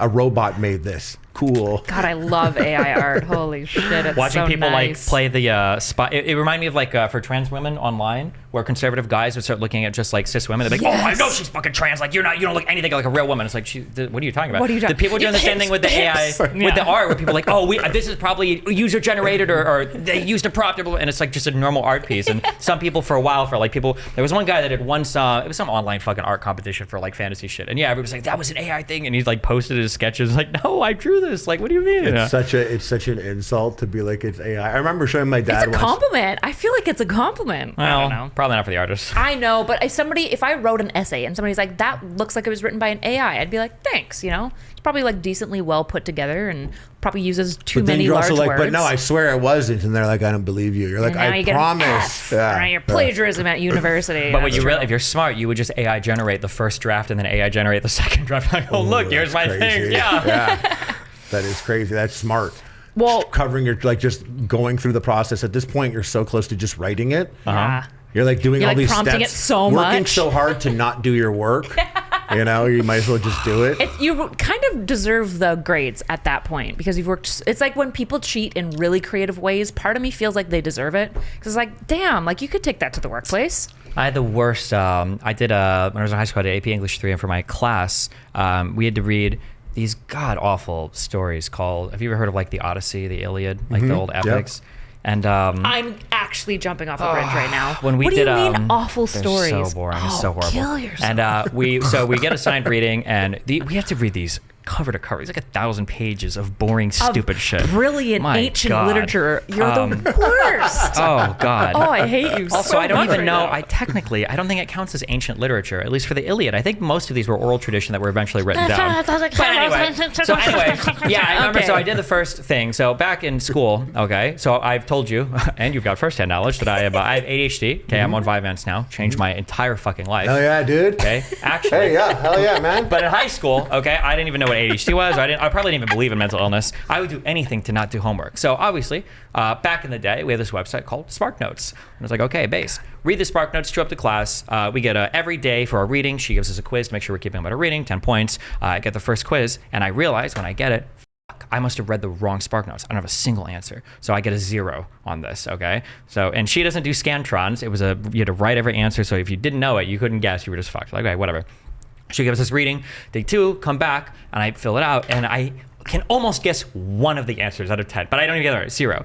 And then on the 3rd day, she assigns reading, and she's like, I've noticed that some of you are having a lot of trouble with the reading. Just so you know, when I make the quizzes, I actually use the Spark Notes, and I make sure that none of my answers are answerable by the Spark Notes. And I was like, okay, bitch. So I read Spark Notes. Spark Notes has an extended discussion page, so I started reading that, and there was another website called Cliff Notes. So I read Spark Notes, the extended discussion on Spark Notes, and then Cliff Notes, and the extended discussion on Cliff Notes, and then on the next quiz, I got a 9 out of 10. And I was like, fuck you, bitch. Gamer alert. Yeah, gamer but I alert. started realizing, I think like, You started putting more work in Just than easier reading to it. read just fucking read And the in fucking fact, thing. you read it and you know it better than the extended discussions you were reading. Yeah, because I read it and I was like, I just realized after reading it, the sections that she's assigning, this is like 18 pages, okay? It's not that much reading, and I'm wasting so much time trying to like outsmart her on the fucking Cliff Notes, Spark Notes, and all this Game bullshit. developers always said that if there's something in the game that is easier, gamers will always bypass the fun to do the quicker, easier thing. Sure. You know, the more efficient thing. So until you realized it, you thought that was the more efficient route. So you're like, oh, I'm going to do this backdoor. I'm going to like, you know, it's a glitch. It's the infinite money glitch. I'm not some sucker that's actually going to read it. I think we call that ODD, but fair enough. What is ODD? Oppositional defiant disorder. Oh, is that you? Oh my You're God. that I didn't know there was a name for that. ODHD? He's ODD, ADHD. I got into the biggest fight. You just triggered a Wait, horrible memory. did you I not got actually into know the about this? biggest fight with, if somebody tells me to do something, even if I was going to do it, it makes me not want to do it. I remember we were really? celebrating. I have this too. Really? I'm I thought- just discovering right now that this is what This what is no, influencers. This There's is like men. a It's gotta be a man 60% thing. correlate. No, there's ADHD people have like a 60% correlation of having ODD. ODD is just us probably not diagnosing and treating ADHD kids properly by and large, and a lot of them become antisocial. We were so you're lucked downtown. out. I think it's the Gene Leahy Mall in Omaha. I think they repatted it. It had all the cobblestones, whatever. Me and my ex-wife, my first ex-wife, my high school sweetheart, girlfriend, college girlfriend, whatever.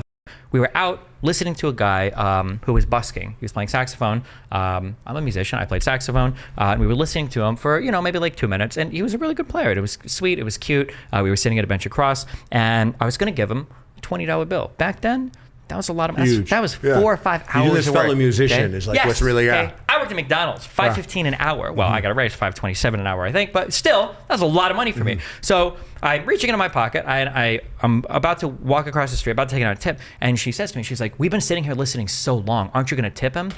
Ooh, when she said that, I was like, maybe I will. I put it back in my pocket. We sat there for 10 more minutes with her like you fucked bitching at this me. guy because of this rat. No, chick? I tipped him eventually, but I didn't want her to think I was doing it because she told me. I didn't need you to tell me. Do a tip the guy. I was gonna tip him, and you telling me to tip him either means we're gonna sit here and wait for me to do it so that you know it's my decision, or I'm not gonna tip him at all because you told me to do it. God, that triggers the fuck out of me. Oh my God. I've gone to do something. I've gone to like do something like it's in my hand. I'm going to do it.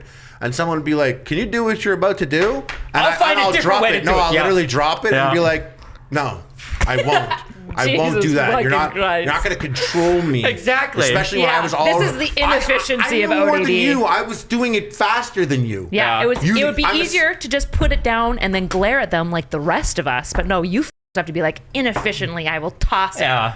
You. Yeah. Or you're I- working on something and you see like, oh shit, this would be more efficient, and you got to do it. And someone's like, oh, you should try this, and you're like, no, I don't think I will try that actually. I think I'm gonna actually continue to do it this way. And when you're gone and you can't look at my shit anymore, maybe then I'll change it. But Does this until ever then, happen to you, like playing This like is a why he game like insists. StarCraft, and someone in the chat's like, "Yo, you should do that." You're like, "No, I'm gonna win without doing that. Now I'm gonna do it." Thankfully, not doing for that StarCraft, way. I was good enough that Yeah. nobody said anything. It didn't matter This because I was always way explains better the than all the aesthetic chat. evolution. Everyone in your entire life has been telling you to dress in such and such a way, and you just said "fuck you," and then you went and did it by yourself in the I waited for in them the to all give up steal on of it. night. I was a sweatpants guy. And then yeah. you fight me all Yeah. the time about whether or not I recommended a similar style to you, and you say, "No, I did not," but Don't I care. fucking did. I do it. actually noticed you dressing. Thanks. Like I noticed your dressing. Like I remember one time I saw you on No Jumper, and he came in, and I was like, "This guy's shoes. Did he go see a person?" someone like dressed him today. Like he has a like.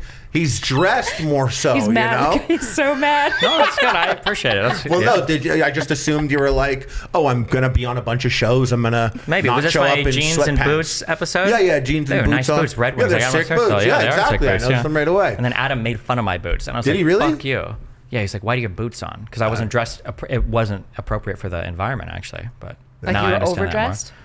It was Yeah, just, no, they're he's like, a cool it's guy. like a hip hoppy, Yeah. like So they want, like, street kind cool of environment. sneakers And and I'm here in shit. like a pair of $300 Red Wings and jeans They're and like, like a we're going to t-shirt. need you to be more urban than Exactly, this. yeah. And I was like, I left my Air Force Ones at home. Sorry. You're Like, the guy fuck who me, wore I a guess. suit to school every day. Wow. That doesn't really work because I went to a private high school and we had to wear button-ups and pants, but I know what you mean. No, I had a uniform in high school, and it was In like Canada? Yeah, Really? in Canada, and it was like the most aggravating thing in the world for me. Did you go, was it Catholic school or? No. Was it just a private? Not allowed at the Catholic school.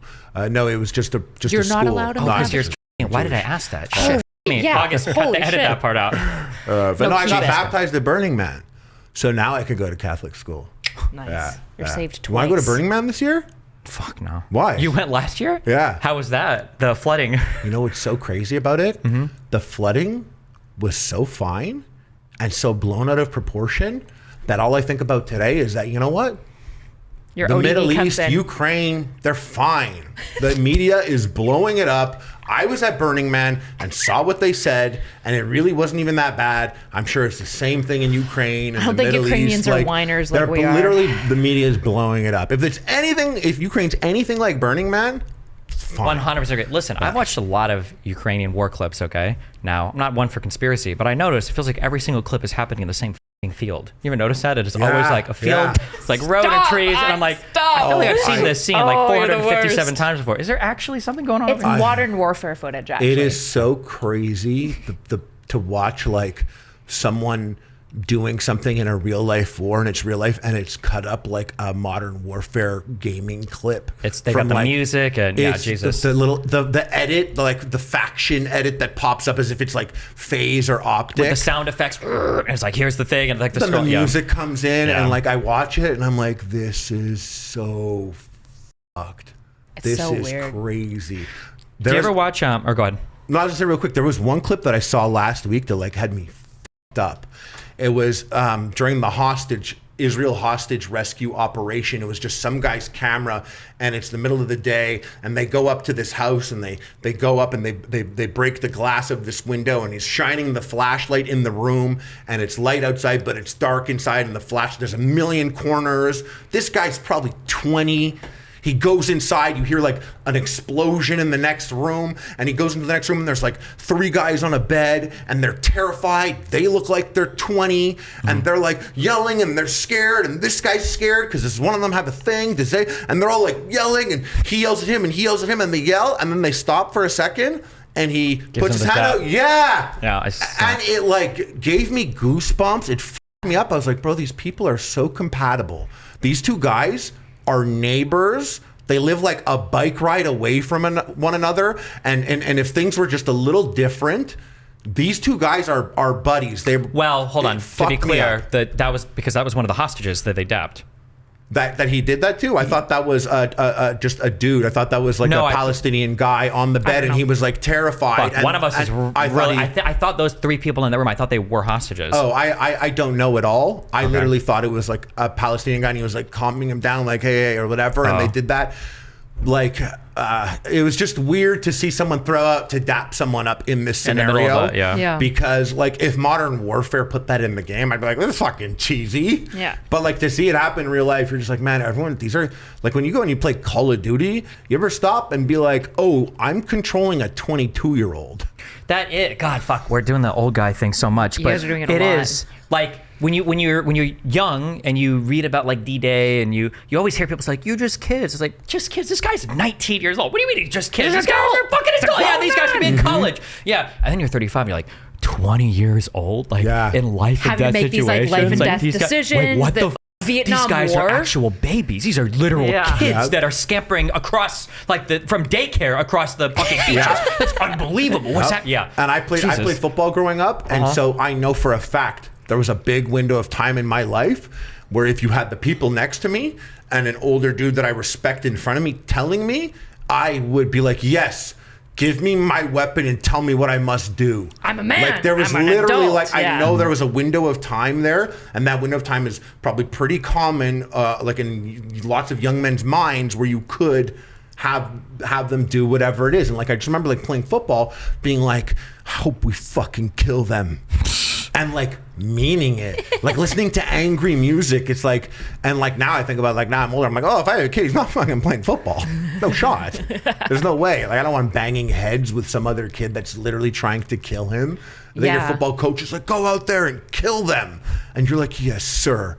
Like that shit hits. That like violent, shit, masculine man. like need that kind of occurs. It's like even if you don't give, I didn't give a fascinating. about sports, but I had to do pep band, which is where you play the annoying fucking things at the sports games. And for high school, if you're from Omaha, Nebraska, I went to a high school called Creighton Prep, and there was the big public school was West Side, and the rivalry between our two schools was huge. And yeah, after games, man, you saw West Side kids and you were ready to fight and die. Like if you win or lose, like regardless, like you were like, it was defending violent. My school that I don't care about that much. Like my high school my football teachers. team. My And it's like, teachers. if you would ask me like how many people go out on a football field, I don't even know the answer, but I know that I will kill you if you say that our If football someone team talks shit to your enemy at school, you're like, don't talk to him like that.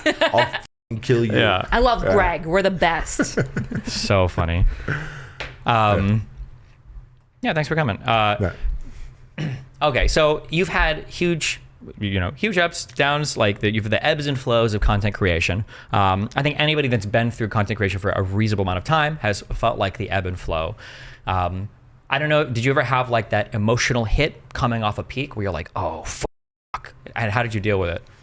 I was a teacher, a high school teacher, for a year before I did Epic Mealtime, and I had uploaded a lot of stuff. I had this very realistic view about how fleeting fame is. Okay. So every step of the way, I always checked myself. Like when I got 100,000 views, I was like, whoa, if it ends tomorrow, crazy. 1 million views, whoa, we went on Jay Leno, whoa, we have a TV show pilot, wow. A cookbook, whoa, we get 2 series of a TV. Like every step of the way, I was like, whoa. If it stops here, that's crazy. And I always mentally prepared for, I thought the idea of like, I'd look at a one-hit wonder and be like, what a nightmare. Imagine you're dead or alive and spin me around. It's all you've done. And I'd be like, that would suck if you were known for just one thing. But I think about it now, it's like, oh yeah, those guys got paid when they were licensed to be in Metal Gear Solid 5 Phantom Pain. Like they're getting paid today for a thing they did, whatever it was. I just always had this realistic thought process. So when my views dropped, I was already comfortable with the concept. Whereas like there are some creators that don't handle it as gracefully. I always found like someone like FouseyTube was like, oh, I would never be like that. I would never like have the views drop.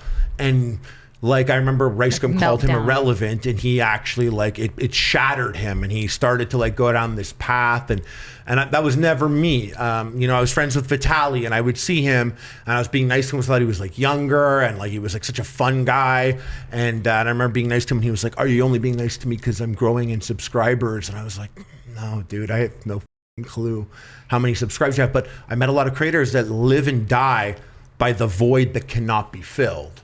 It cannot be filled. Now, perhaps you go on for these extended periods of time because it's nothing to you and you like it and you're low-key stimming on Twitch and it's like a thing and it's there. But there are some people that are like, I must, because if I don't, I will be replaced, and this is the most important shit.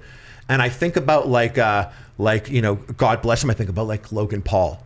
This is a guy who killed it on Vine, moves to YouTube, kills it on YouTube. Yeah. Him and his brother are both doing these huge leaps, and then he ends up starting an energy drink that disrupts the entire beverage industry. Gatorade's like, what the and then he goes and he boxes Floyd Mayweather, and then he goes and he's a WrestleMania WWE superstar and a great wrestler. Yeah. And I look at that and I'm like, that's a guy that is now done all these things that like, you only get one of those in your life. It's crazy. And if you committed your whole life to boxing, you're not going to box Floyd Mayweather. Yeah. You're not going to be in WrestleMania if you did wrestling. But he did all of these. It sounds like such a glaze, but I wonder, 40, 50 years from now, looking back, if people would be like, it's so insane to say this, but like this was kind of like our generation's Arnold Schwarzenegger. Dude. Where, yeah. Dude, I'm about to glaze harder. Oh boy. he's going to run for president and he'll win presidency. Can you And imagine? I think Logan Paul will be the president and be sitting in the Oval Dem Office. or Republic- and he'll be like, Doing a TikTok? I wonder. And he'll be like, now what do I do? Space? Do you think it's like a What do I do chasing? now? Do you think it's Like- like a dragon chasing thing for a lot of these creators, where like the next high and the next high? It's like, okay, well, I've already kind of beat YouTube, so now I need to like be the biggest in this thing, and then like, is there this dragon that's attached for a lot of these people? Yeah, absolutely. It's so much deeper than the concept of making money or whatever. It goes something deeper. Even in his case, I really like sat and thought about it. I'm like, I'm sure the brother thing that they have pushes each other to do more, because like they must talk. Like when I gathered, I remember watching a video of like Greg Paul with both of them, and he was like, Jake's got more subscribers than you. What's up with that, Logan, this month? And I remember being like, damn, like your brother, your dad, you gotta like compete. You gotta put what Jake's doing this. I gotta do that. Logan's doing that. I gotta do this. There must be that element to it as well. I'm so jealous of people that I'm jealous of people that have good sibling relationships, period. But also like the idea that you could have somebody like that who's been with you literally from birth, who can push you, is in your industry, that you can like chat with, that you're like friends with. That's gotta be like an awesome feeling. But he had sex with his brother's girlfriend at the time, and they wrote diss tracks for each other. Do you And think, I had my when I brother, look back on it, do you think any of that was real? my first gut reaction is everything is a lie if they're Yeah. a YouTuber, to the extent that like I use a perfect example of that. Do you remember when Dr. Disrespect messaged them kids? No, when Dr. Disrespect had cheated on his wife, and he came out and he was like, yeah, I cheated him, take some time off. If I remember correctly, the time he took off matched up with him getting eye surgery. And I think he's a very smart person. And when he did come back, he had the biggest stream that he had ever had. I understand the desire to think that. I will tell you that was absolutely not what happened, though. But I understand. He did. It's so hard to know, But, though. but I don't know. I also don't know the relationship he has with his wife. Yeah. So even like with the recent stuff, people are like, "Oh, he cheated on his wife, and he with the kid," and I'm like, "Don't put those together. Those are drastically different things in my book. Sure. Whatever his and his wife's agreement are is one thing, but like him and a minor is not at all comparable to that. But like people will be like, damn, cheating on his wife. Message to trans girl and message to minor. And I'm like, no. These are two. All these of are these not. things are- They're None of not. these things Yeah, have you to do can't. with another. Don't put them in the same thing. But some people do. They're just like sexual degeneracy, and it's like, no. There are levels to this shit. Yeah. And so when I saw that, I was like, yeah. Like. I can't help but think this way. I'm like, is this a business move? I know. I understand the thought. Did you ever do anything like that, where like you had some sort of like life scandal that you utilized for content? I mean, you obviously don't have to tell never, us. But... I would tell. I never did that. There's a couple things I didn't do to the detriment of my channel. It was like I never hopped on a trend. I never utilized drama in a way to catapult us. You know, I never, like when people were doing pranks. Like I remember getting, you got to do pranks, and I was like, I hate that content. I don't want to do that content. And then when people realize how much pranking sucks, I'm like, I'm so happy that I wasn't like, we're doing pranks now. But I see YouTubers that like shift and jump on the next thing and do that thing, and they're all about it. And I'm like, I know they have a void, but I think it's because I'm older. I think it's just like it happened when I was older. If YouTube happened when I was younger, I probably would have done some more fucked up stuff. Yeah. There's a mindset to being able to be happy with like steady, gradual progress that keeps you from resisting jumping onto those waves, because that mindset of like, I do this stuff because I enjoy it, makes me happy, is a really important mindset to have. Because the other one, where you hop onto the trends, there's two huge issues. One is you can burn out in the way that you're like, I hate this content, but I have to make it, and now I'm audience captured by it. And then two is that when you come up with big trends like that, when the trend recedes, most of those fans do as well, because they were just there for like the thing that was popping. Right. And usually those people don't convert those people to permanent fans, and then they either have to hop on the next trend, or they have those really depressive spirals where they completely fizzle out and they're doing stuff that's like totally not, and they're miserable at the same time while they're doing it, and it's like really bad. Yeah. Do both of you then recommend to like content creators that are like on the come up and stuff to not like hop trends regularly, but to like do essentially what they like? I even do further than that. When someone says to me like, oh, I want to be a Twitch streamer, my thought process is like, yeah, you want to be a Twitch streamer? You do realize that in the best case scenario of you being a Twitch streamer, you're now a Twitch streamer. So you have to be at your computer. It's you. No one else is ever going to do it for you. All the streamers that I know, they don't want to take time off. When they take time off, they're going to bring the stream with them because God forbid someone replaces them. And if you are a streamer now, okay, you are bound to your computer for, let's say, up to 300 hours a month. You have to do it. So I don't know if you are like, I really like playing Helldivers. Wouldn't mind doing that as a job. I don't think you get it. You're doing like 10 hours a day every single day, and you have to do it. And I don't think a lot of people grasp that. If depending on your background, like I would agree. It's not like, I remember I would come home from school and I didn't like my parents telling me not to be on the computer so much. So I would come home from school and maybe I would do homework, and then I'd go to sleep at like 4:00 p.m. and I'd wake up at like midnight when everybody was like asleep, and then I'd be on my computer for like 7 hours. Sick. Yeah, I was way upset. That's so for me, sick. yeah, streaming was like, yeah, I'll sit and play StarCraft 2 for 16 hours a day because I love it. But yeah, sometimes you'll get people who want to do a thing and it's not part of their lifestyle at all. People will come and like, yeah, I'm like kind of shy, but I think I want to go into streaming. And I'm like, okay. And like, yeah, I think I want to like play, like I want to like live stream games. It's like, well, how much time do you spend playing games? And I was like, oh, I'll play like every Friday, Saturday, I play a lot, maybe like 3 or 4 hours, my friends. And I'm like, okay, can you do like twice that? Like every single day of the week, or like, yeah, it's a lot. We were actually just talking about this last night. I have a big problem even because I'm still a full-time streamer, but then I'm also trying to do podcasts and shows and manage my business and everything else. And streaming in and of itself is probably more hours than a full-time job. So if you want to add anything else onto it, you're eating into like every little bit of free time you have. And streaming is like one of those jobs, similar-ish to YouTube though, where you can see that if you had 48 hours in a day, you still wouldn't have enough time to do everything you want to do. There's an infinite amount of things to do and work on and everything. So yeah, it is a big time commitment. Even with YouTube, people were like, oh yeah, I want to do YouTube. And it's like, oh, whatever you think your channel is or you want it to be, I hope you love it. Because if it pops off, this is what you do. That's what you're doing. Yeah. And like, if I did cooking, the idea of like me, when I go to do something that's not a cooking related thing, it's a fraction of the viewers. It's a fraction of the people that are paying attention. And it's not the same. And like, which is I wasn't actually, the chef. That sounds like it's very then unique to Steven in that like you can kind of do a whole bunch of stuff and your fans are dedicated to you as a creator, not to a specific game like League or Factorio or anything. A little bit, true? but I'm also, but I'm also, flows too? because of what Harley said, your question was, would you recommend people jump on trends or not? This is the thing that I would tell people. I'll say this, but I don't know if it's very hard for people to do this. Just whatever you're doing, understand the limitations and the benefits of whatever you're doing. So if you want to jump on a trend because you think you'll grow very quickly, whatever, go for it. Just understand that you're going to be locked into it for a bit and those fans might not stay around forever. One of the reasons why I can jump around and do so much content is because I can have a realistic view of what I expect to get for different content, but I'm okay with that. So like, when it comes to starting podcasts, a lot of streamers wouldn't do that because they don't want to take a step back. One, they'd have to stream a little bit less. And then two, whatever podcasts they're starting is going to have less views than their normal thing. And they'll look at that and it'll just destroy their mind. It's like, I'm not going to do that. I don't have as many views doing that right away. That hurts people's feelings. Yeah, it hurts their ego. It's like a direct attack on their heart. It's like, I can't do that. And then they'll go back to the other thing and they'll be stuck there even harder. Rather than saying, listen, bro, spend some time on this, build it. It's okay if it has less views initially. Especially because for a lot of these guys, it's not a money thing, right?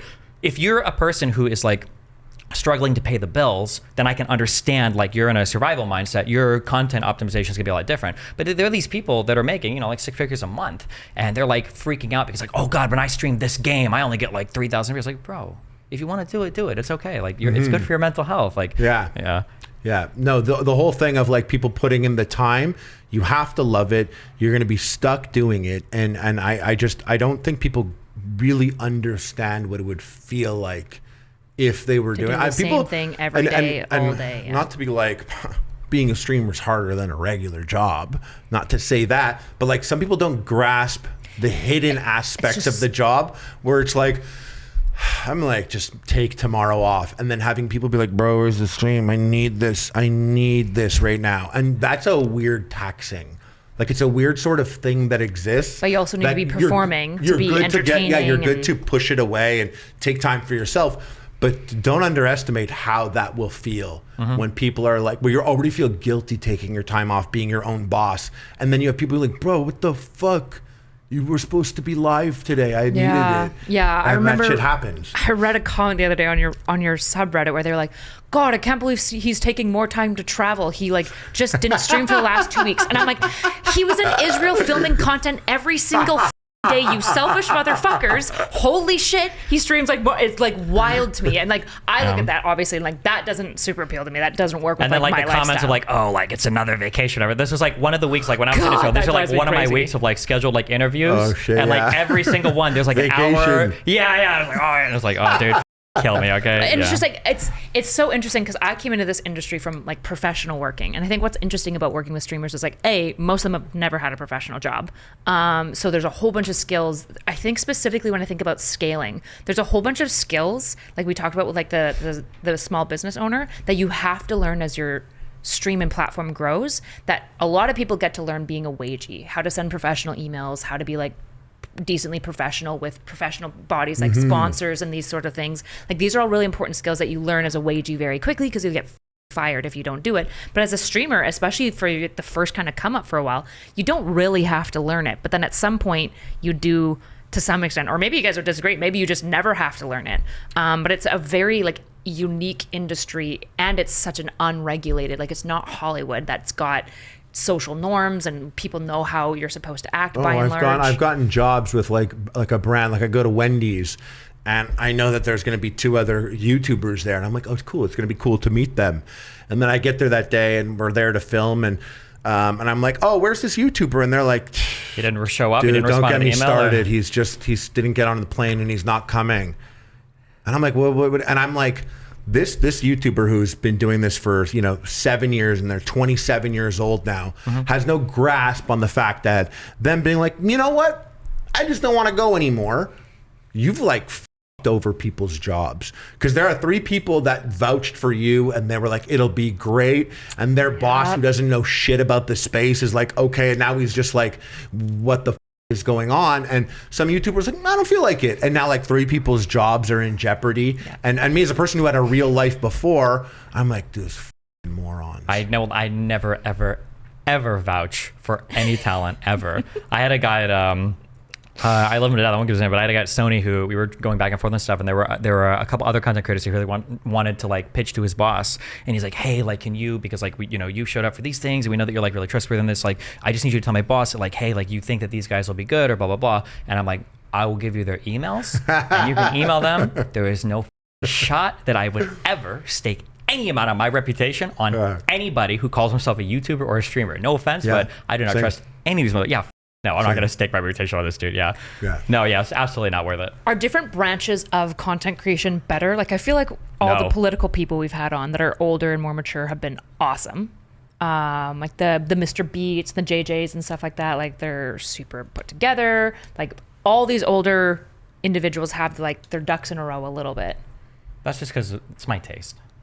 Yeah, I like responsible people. Okay. Yeah, I mean, you can't like. You don't do any of the guest recommendations. What the fuck are you I even wouldn't talking expect about? like I wouldn't like if I booked Neon for something, I would understand or like the Sneakos or different I would It's probably because we're doing that. like, our crowd is the people that we've invited on are a bit older, and they're working kind of like in a slightly more mature-ish like politics space. Yeah. So they're probably, and they have like established business. If we were to go to like, let's go to like the new Zoomer Bobber streamers who are like really funny and epic and bring them on or whatever, it might be a lot more difficult to set those people up. It's a different kind of crowd, I think, that we're aimed at right now. Yeah.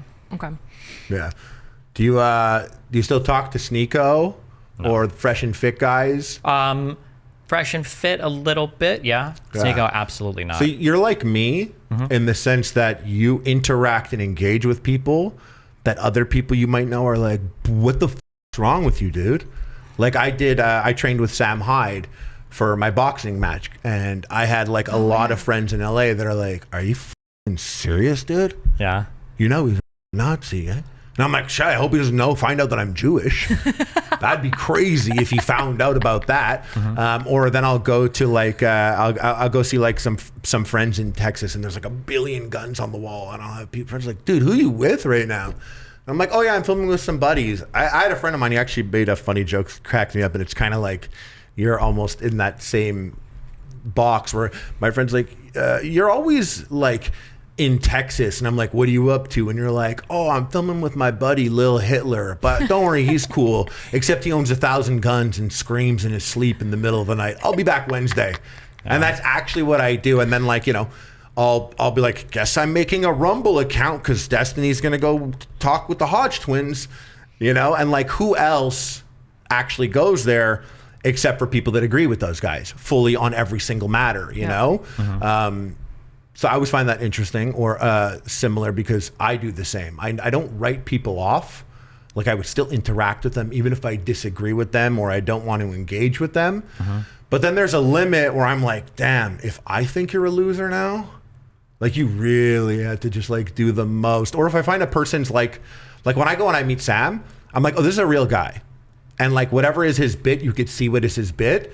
But like as a person, there's a person here or whatever. But then I'll see someone like Sneako and like my heart almost breaks for this person. Because I watch over like the years and I'm like, oh, this is like young guy and he was like trying to do this thing. And then I see his grift and then I see how his grift mutates. And then I see where he is. And I'm like, that like as a person who used to be a teacher, I look at someone like that young and I see a student. Dude, I was the biggest Sneako simp. I would like, I'll talk to a lot of girls or whatever. Like if I would have a girl over, like when we're done, whatever, I'd be like, listen, okay? Because they'll usually ask me about like, oh, like you hang out with these people, like who, you know, how was this, blah, blah, blah. I'm like, listen, okay, I know you have really bad opinions about Sneako, but like watch this video with me. This is such a good video. I would show his content to so many people because his old stuff was so good. It was amazing. Good. So he was very smart. Yeah, shot well, insightful. You should see some glazing comments I wrote on his Instagram. How to talk to women is like one of my favorite videos ever. I wrote like a comment on his thing. I was like, hey, dude, we don't agree on stuff, but you know what?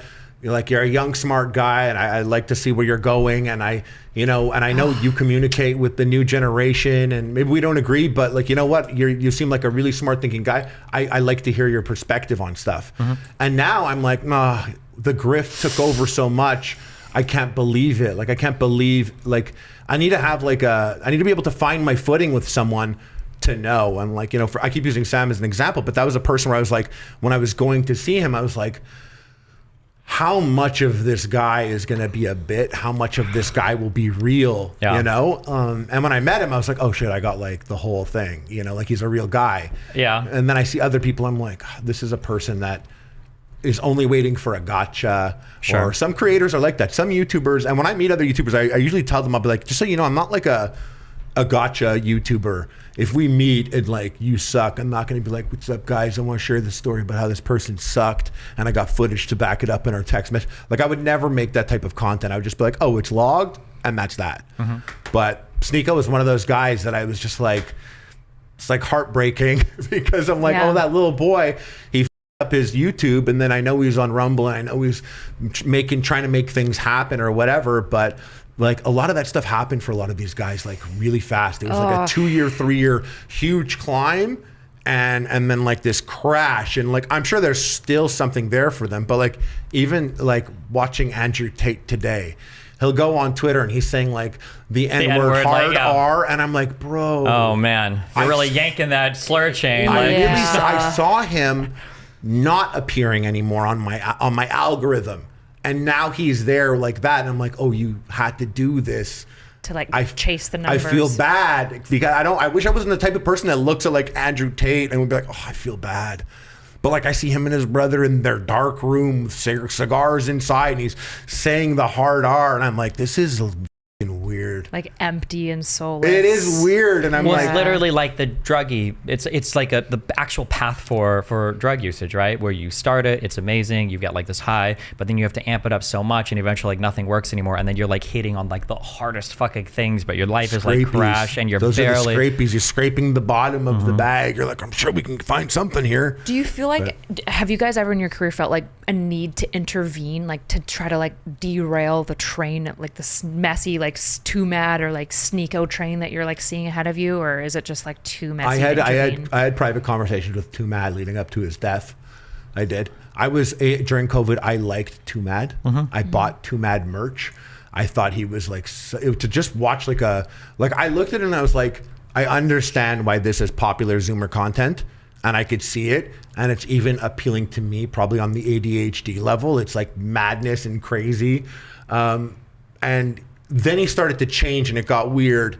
And he sent me like, RIP, but he had sent me like a DM that was like, can I transfer you all my money? Yeah, his like manic episode. He was messaging like, everyone. Yeah, he was like, he was messaging me, and I'm no one. Yeah, he's asking like, about things. Asking to like to hold his money. Yeah. And that's when I was like, oh, dude, yo, you actually have to stop messaging people. Like you need help. Yeah, you guys watch 3 Body Problem or read it? Three Body Nope, I've Problem? got a lot of Oh, the friends that have TV them. show? Oh yeah, God, incredible it's so books, incredible books. good. Yeah, the TV show was So made, good. but like it was just like the alien contact when she makes contact with the alien. I was like, dude, you can't trust YouTubers. Luckily, you got me, and I am the most trustworthy, and I'm cool and normal. You need to stop messaging YouTubers. It's gonna be bad for you. Like, stop that. And then he started to go on his whole little tirades there, and I heard about the things he did, and I was like, okay. I put the message out there, and I don't have any means of contacting anyone in his life, so like that's like, yeah, it is what it is, you know. I feel like I tried for two or three times back in like the early 2010s in terms of like guiding people, but past that I just stopped caring. I feel like when people are on that road, they're not taking advice from people. It's not even worth it. It's weird coming from like an addiction like help background, because those are when you like watching TwoMad, I'm like, that's the exact type of client that like we're intervening on. But when somebody's like super rich and famous, there's almost nothing they can just pay lawyers to get out. If you like form them in Canada, that's like putting them in non-voluntary, like a psych ward. They could just pay lawyers to get out. Like, they also think they're right. Like, they've been validated on so many levels through attention and money that they're like, oh, I know better than you. Surrounded by yes men who will like take advantage, like Nick Fuentes taking advantage of Ye. Like, absolutely. Like, he was just parading Kanye around. Like, Kanye is also responsible for a fair bit of like some of the things, like knowing that he has manic episodes and not medicating himself and whatnot. But like, I think it's also, there's the issue of, probably similar to addiction people, that the help or them reforming doesn't start without them like genuinely seeking it out. Exactly. And yeah, very, very rarely will any of these people. Sometimes they come to you for advice, but if you're discerning, you figure out very quickly when people are coming to you for advice versus when they're just coming to you for validation. You can tell the kind of person that comes to you to just ask for like, I just need you to tell me like I'm right here or whatever, and it's like, this is dumb. Not on the topic of drugs or whatever, but like someone who's like roller coastered with their weight with food, that's something that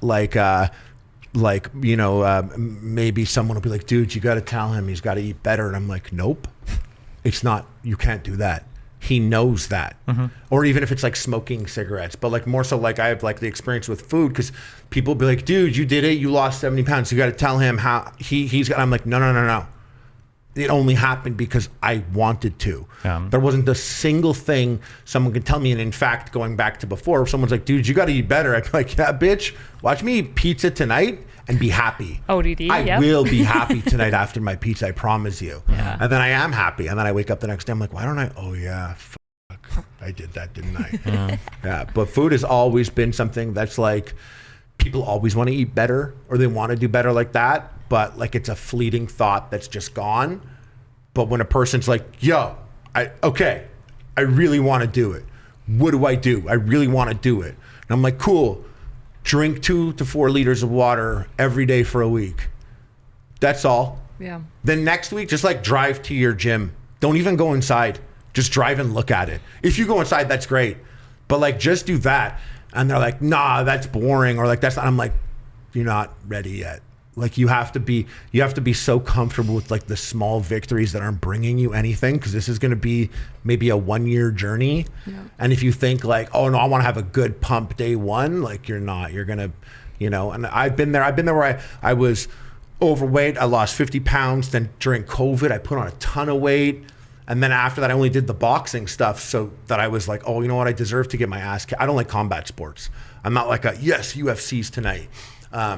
But I was like, you know what? I should get beat up, because I literally Uber Eats for 2 years straight. Oh wait, I need who to did get you my fight? ass kicked. I fought Aaron Hatson from Game Grumps, a YouTuber. I beat him. And then the next year I fought Johnny Nitro, WWE heavyweight, who was loaded up on steroids. And he knocked me out. And it's funny, when I saw him, he's a buddy of mine, I was like, look at you, bro. Took all the steroids ever to box a Jewish YouTuber. You shouldn't have. Your first match, was it Creator Clash 1? Yeah, Creator Clash 1. I watched that. I just connected that. Did you enjoy that? Oh, I loved it. It was so cool. Boxing's the coolest, funnest thing. There's no better ROI on your time, because I don't like cardio. Yeah. So like doing shadow boxing, it's crazy that you'll do like 10 minutes and be sweating. And now I got a Quest 3, and it has like the mixed reality thing. And so there's a game where like it's like musical notes flying at you, and you have to do different punches on them and then dodges, and you do it for like 9 minutes worth of songs, and then you're drenched, and it's great and it's cool. There's another one where there's like a guy in your house and you gotta kick his ass. It's like funny because it's your house and there's like some guy there and he's coming over to you and like you're in your house fighting him. It's just, and I got it like a month ago. I literally use it every day. I almost brought it here to like use in my room because it's like I get good cardio doing it, you know, instead of seeing my boxing trainer all the time. Yeah. But Do you still train? yeah. But like I train very like once every 2 months I'll see a guy. But other than that, I'm doing the quest stuff for the last month. I'll go to the gym. I try and eat better. But yeah, like, I mean, for the boxing match, I was doing it 5 days a week, boxing in the gym. How long did you prep for each match? I had like 10 months the first one and then like almost a year the second one. And that was just fun. Like, you know, like the craziest thing about this job that is like the cheesiest thing to say about it was that like I've got to meet so many new friends, and being in your late 30s, you don't make friends. You don't do that. But when you meet other people, like when I met Sam, I'm like, oh, this is a guy now. This is a friend. I have a new friend. You know how rare it is to have like almost 40 and make a new friend? Like, it's like crazy, the idea of going up to, like, if you saw a guy in your building here a couple times and like did that like 6 times, when will you be comfortable to be like, we should hang out sometime? Yeah. Do you play video games? Like, it's a weird thing to approach. But like in this scenario, you get smashed into these scenarios with people, you know, and then I'll be in these positions where I'm like, oh, I'm friends with enemies. Like, I made friends with this guy and I made friends with that guy. And this is an old rule that I figured out was, me and my friends, we say, you never mix your LAs. Like, if you met this person in LA and you met that person in LA, it doesn't mean you can mix them. And I have mixed people before, and they come in and they're like, F you. And they're like, what the f you doing here? And then there's like a fight, like no joke, it's happened. And for example, like, coming here, doing this. And then I go and I'll film with Sam, you know, and I'll film with him. And then I'll see Hassan in person. I'm like, yo, what's up, dude? And he knows that like I filmed with Sam. You know what I mean? It's just like, these are people that have this history, but to me, in that moment, I'm a viewer. So I'm like, oh, I'm meeting these people, and there's like this background and history to it that I don't get caught up too much in my head about it. But then when I step back, I'm like, oh shit.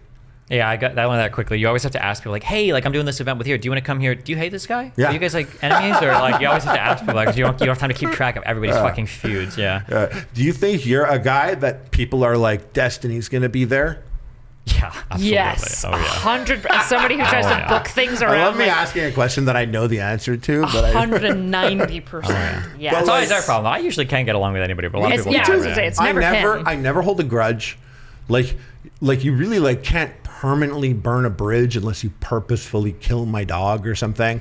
True. And I do, like, I don't think of myself as a negative person. And some people's vibes just get completely obliterated if another person is there. Yeah. Ugh, it's like the most high school shit. It's like the most annoying thing. That's a big thing. I don't about know this if job. that's unique to this space or if that's just people's nature in general. I was a high school teacher before this, and I would go. I know, that's what these I would go fuckers into do. the staff lounge like, oh, it is like that. Yeah. It is totally like that. And it's weird when you're like, oh, damn. Like when I was younger and I thought my teacher was sucked, they did. Yes, They that was suck such in a the huge staff realization. lounge, I talk about too. this so Yeah. much on stream. There are times where I get older and like, for some of them, I was like, oh, I understand what that is. But there are some where it's like, oh my God, now that I'm older, and I look back and I think about this teacher who would stand in the hallway and give demerits to kids who just had like a shirt sleeve. Like, this was just actually a piece of shit. She actually was. I felt like she was an asshole when I was a kid, and now I know. Even All the the other principal didn't teachers like it. saw Even the that. principal didn't appreciate it. Yeah, they're like, stop with the kids all the time. Yeah. It's just weird. Like, I feel like when I worked at multiple different workplaces, I just kind of like vibed with everyone, got along. Like, there wasn't like these factions of like war that was going on where like, oh, well, if you invite Jessica over, you know, Ruby can't be anywhere near her. They'll tear each other's throat. It's like we're all working at like, but maybe it's just the nature of our work. We're working with like non-voluntary drug addicts who are just like trying to like assault you half the time. So, you know, maybe it's I'd be like talking to the bonding in a manager. special I'd be way. like, put Jessica and Ruby on the 7 o'clock shift. Put me there. I promise I'm going to mend it. I'll mend them. I'll save them. I'll do it. I swear I'll do it. Have you ever before? told Sam, and I still owe him this, but I told him that I would tell my rabbi to give him an official forgiven by the Jewish community video for a rabbi. Jesus. I haven't gotten around to it yet, but like I still would do it. But yeah, I have mended friends. Oh, okay. I have. Like I've like. Could you fix him and Hassan? No.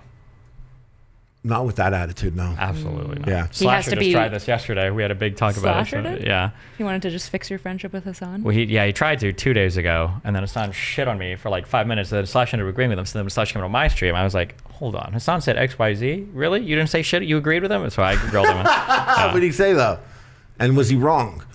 He was absolutely wrong. But Rod is the type of guy who wants to kind of like be friendly Slasher, with Rod? everybody. Yeah. Yeah, because I mean, he's like a journalist. He's not here to like pick sides on shit. He just wants to get his story out or whatever. But yeah, no. Well, when I saw him at Creator Clash, and I was like, "Oh yeah," I was like, "What's up?" Yeah, and I was like, "Yeah," and I was like, "No, I was with Sam. I know you had that whole thing with Sam, you careful, know." And he yeah. was like, "Yeah, dude." He was like, and I was like, you know, like I said, like Sam, like in Destiny, and I was like, "No, I love Destiny," and he was like. Anyways, and like the conversation like moved on, and I was like, I didn't need to I've say watched that. videos I didn't where need to if say somebody that. brings up a certain name, Sam is a huge trigger for him. I'm a huge trigger for him. You can see his expression immediately change. He gets Yeah. very upset right But away. you know, really funny, it's yeah. like you have like a phenomenal community. Thanks. You really do. And like going to your subreddit or on like your Twitter gang there, like the content that comes out and the stuff that's turned, it's like, oh shit, this is a good like healthy community that's filled with like people that are funny and have the time and are dedicating time to doing these things. And Sam has a community like that as well. Then he has his own community, which is a type of community. And then when he's existing, I could only imagine like the type of shit, like if I were him, there's no way I'd look at mentions or anything. I would just like bypass that, especially in the sense that it's like, oh, he's the only person allowed on this website out of these people. It's like he could ignore it. Wait, what? He's the only person allowed on this website? Like on Twitch. Like he's the only person there. Like you're not on Twitch. Sam's not on Twitch. Oh, okay. You're talking about Hassan. Hassan. Yeah. So he's like if I were him, I would never go look at my Twitter mentions. Yeah. I would never want to, because when I had the whole thing, the drama with Froggy Fresh for Creator Clash 2, my mentions, because like I pissed off Sam's audience. They're like, you turned your back on Sam.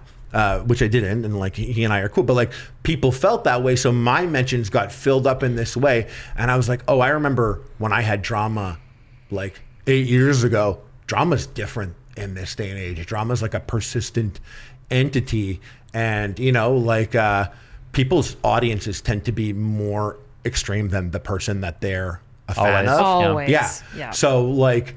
These people. There are so many times where I have to rein my audience, and there'll be like people that I'll have like disagreements with, especially because of my family background. In an ideal world, I'm the type of guy where like if we disagree on something, we're gonna like scream back and forth with each other. This is the way I like to argue. But when we're done, like I don't care. I don't hold it against you. But it's so hard that like I have to constantly rein this in. I'll be watching some shit, and I'm like, oh my god, like I can't believe this guy said this. This is so dumb. And I'll just like, you know, I'll put it away and I'll do whatever. And then like, you know, a week later, I'll see like a post pop up about a guy, and my friends are like, oh yeah, this guy's like the dumbest person in the world. Like, oh, I saw Destiny like roast this dude, blah blah. And it's like, whoa, I thought that one thing that this guy said was like really dumb, but that's it. Like I don't like hate the guy. Like I'm, But like also we're that chill, like guy, we're cool, like we're fine. That guy, if he sees that clip, probably assumes that you just hate him holistically Yeah, as well. that right? will Like happen, that's but a big that issue with also gets criticism amplified online. by the fan base as well. Yes. Where not only will they see that, but then like my fans will say things to them like, oh yeah, Destiny said you were a fucking retard, dude, and he said this, so then they'll be super mad. And it's like I just said it, he said one thing that was dumb. That's it. He Like, might be a nice guy. He's just said a couple of dumb things. I had to optically, when I started interacting casually outside of like my character, which I was this character for like years, but then it was like Harley started to go on things. I had to pull back who I am naturally, optically, because people would say shit, and I'd be like, right, it's so f***ing dumb. Look at this idiot. And like that's how I am in person too. And then people would like, I remember like I was on PKA and like I'm like talking about something, blah blah blah, and I'm like shouting about it, and then I get a message from this guy.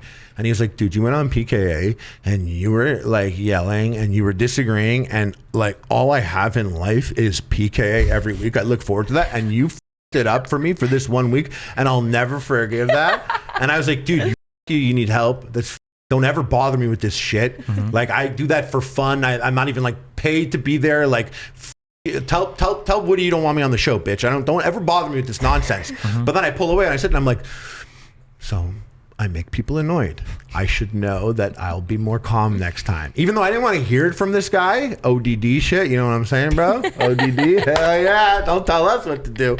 I tell people, and I also grant people the same courtesy, because I'll argue with someone in my audience and be like, he was so wrong, Dusty, like, why didn't he just say, and I always tell people the same shit. I'll say, listen, if I'm in the middle of an argument, I will never, ever admit that I'm wrong, okay? I'd rather kill myself. True. Okay? Give me like 2 days, and I'll probably come around if the argument was smart. But I got the same for another person. Be like, why didn't I was like, listen, the guy's arguing with me, okay? I am like one of the funniest people to listen to if you agree with me. If you disagree, then I'm one of the most obnoxious, stuck-up listen to. So I understand if you are having a disagreement with me that you don't ever want to agree on anything, which is fine. That's cool. Be mad. And then in a few days, like if I say anything that struck, maybe you'll come around or maybe not. And then same thing, vice versa. Like, yeah, I might be mad as they said something good. I'll think about it for a while. I'll come around. But I never expect anybody in the moment to ever concede anything or to ever come around. Because like, no, I wouldn't. It's very, very, very difficult to do that. Yeah. Which is interesting because that's so inverted from most people. Most people are like decently willing to come around, probably oftentimes within the conversation. But also if you're shot. Yeah. Absolutely. I totally disagree. Okay. If you're not online, maybe I should say. But also I would say... Not men. Not... Okay, maybe this is just... not women. No, I don't think so. I think the moment... If you get two women together, have you seen women-only panels and like debates? Yeah, but there's a difference between the kind of like, oh yeah, like I agree, but like you don't really, versus like two people having a substantive disagreement over an opinion, expecting one or the other to like admit that they were wrong and come together. I think for men and women, I think that's like an impossible thing. Versus like kind of like the catty agreement. I think those are different. These aren't like genuine. I'm not saying that when girls do the catty agreement that's actual agreement. I guess like things are generally seem a little more tame. There's some level of like agreement. But yes, when like females are being toxic towards each other, it doesn't get like loud and in your face. They're gonna like be passive aggressive to your face and like not call you out. I just feel like most people, for example, like this is something that I think like is a big struggle. Maybe it's between like men and women. If you're insulting somebody online for like a clip or whatever, if that person sees it, they're gonna assume that you're an asshole, that you hate them, and the relationship's over. At least amongst women, like that is for sure true, which is like a huge barrier. Whereas like if I see somebody watch my clip and like be like upset about it, I'm like, all right, fair enough. Like that's like go to. Well, I had like a nightmare scenario occur to me a couple of years ago that was like my fear was I was arguing with my buddy, and it was something I was so right about. I was so right. I was the rightest ever. And he was arguing me, and it made no sense because he was the most wrong, and he was there with his wife. And we're arguing about it, and I'm like killing it, and I'm so right. And I'm so right that I brought up something, and he went, and like, this is the rarest thing of all time. But God bless him because he is a good guy like that. He was like, you know what? You're right. He said that. And then his wife said, don't tell him that. He's going to get an ego and cocky over that. And I was like, you bitch. I can't believe you said that out loud. Do you know how many times I stood my ground and I was like, they're lying to me. They know I'm right. And people are telling me to shut up. And I'm like, look at his face. He knows I'm right. He knows. But like he never. And now finally, like I was like, oh, this guy admitted it. I was right. And then she confirmed for me that people will sometimes think I'm right, but not want me to win. And that was like, I didn't need to hear that. Do you ever play poker? No. Oh, fuck. Okay. No gambling. Yeah. I think if you are right about things, if anytime another person does concede, you have to like pull back a lot too. Like humility and victory is probably one of the most important traits you can have, because if you gloat, you'll never. Oh no, you're totally right. When someone does that, that's built in though. That's built in. When someone's like, when he was like, oh, like, you're right, or if it comes up. When you say built in, like, hey, they've trained themselves to do that? Like, no, it's already, like, I do that. Like, if someone's like, oh, you're right. I'm like, hey, but you know what? You made some good points. I said the same thing. I was just made some good points. Because as soon as they do it, because I'll be like, yeah, this is like, you can't do this. They're like, yeah, you're right. And it's like, yeah. But I mean, like, I get, like, what you were saying about, like, this. Like, there are some times where, like, why don't you guys lead? And do you feel like you would lead? Because you just said you would never, ever admit that you're wrong in a conversation. But if they admit that they're wrong, you'll be like, okay, fair enough. But like, a lot of people, if you're like, no, see, you're right about that. Like, you're right about that. And then I'm right about all of it, bro. Yeah, no, I'm right that's about the all issue. of it. God, that's the Most people worst. have no humility in being correct. They they lord it over you. Yeah. And it's This is like a weird. I don't even know. It's like humility. It's more like I feel guilty that I'm like I really hammered my point into this person that I their mind. Yeah. The reason why I brought up the poker analogy is because in poker, sometimes you can play very, very, very poorly. And there's a term, it's called sucking out, where on the very last card that falls, you end up hitting something that you shouldn't, and you end up like, you bet, and then you get to the final thing, you reveal your cards, and you end up annihilating this guy on a hand that you probably shouldn't have even Like there was betted. no chance it was going to happen. And the way, typically, if you're like a polite poker player, like the dance that's played next is that guy is going to call you and a whole bunch of names. And he's going to say a whole bunch of shit, but you sit there and you shut the you take it because like you just won all this dude's money and you let him have his moment, right? He'll start like, I can't believe this horrible. I can't believe he sucked up, and you're like, yeah, and you just kind of like sit there like, and that's just how you do it, and then you guys get on with it, but yeah. So I can't be around my mother when she gambles because she plays blackjack, and there are things you are supposed to do in blackjack or not do in blackjack. Like there's like don't sit at a traditions? if you sit at a table and you're not playing the correct moves and the person next to you ends up losing a hand, you become the even though there's like technically it's social. No, bad No, it's not press. social. when your card is pulled and it's like, Or is it like etiquette? and like you have like a 10 and an 8, you're not allowed to hit on that. You're not allowed to be like, I'm feeling lucky, give me another card, because then if you pull that other card and it's a 10 and that would have made the dealer lose, your little silly game just cost everyone at the table the hand. Oh, you can. And my mom will be like, get the out of here. Like if you don't do, there's always the best thing to do. There's always the best thing to do. Yeah. And if you don't do the best thing to do, my mom's like, get the out of here.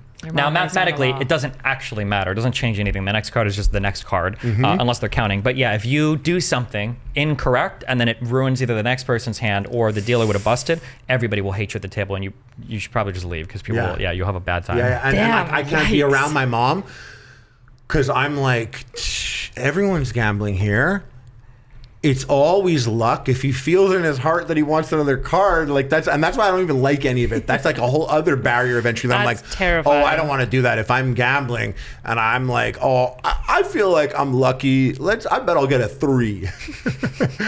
Like my never mom playing would blackjack. cuss me out if I were at the table, and I've seen her cuss people out, and it's like weird. You don't get any credit though if you make a wrong move and then it ends up working out. Nobody gives you credit for it. Everybody's just like, "Oh, we won. That's it." Nobody remembers if you like do something stupid and it works Well, out my for the mom table. would say something. She'd be like, "Yeah, lucky that's what it was. You fucking Yeah, you know what lucky." I mean. You don't get any credit for it. Yeah, Yeah, they yeah. still. Yeah, it's just, yeah. But I can't be around that. I don't like the casino vibes. Like when I go to Vegas, after like 36 hours, I'm like, let's leave. I already saw the Blue Man Group and went to Top Golf. I don't want to be here anymore.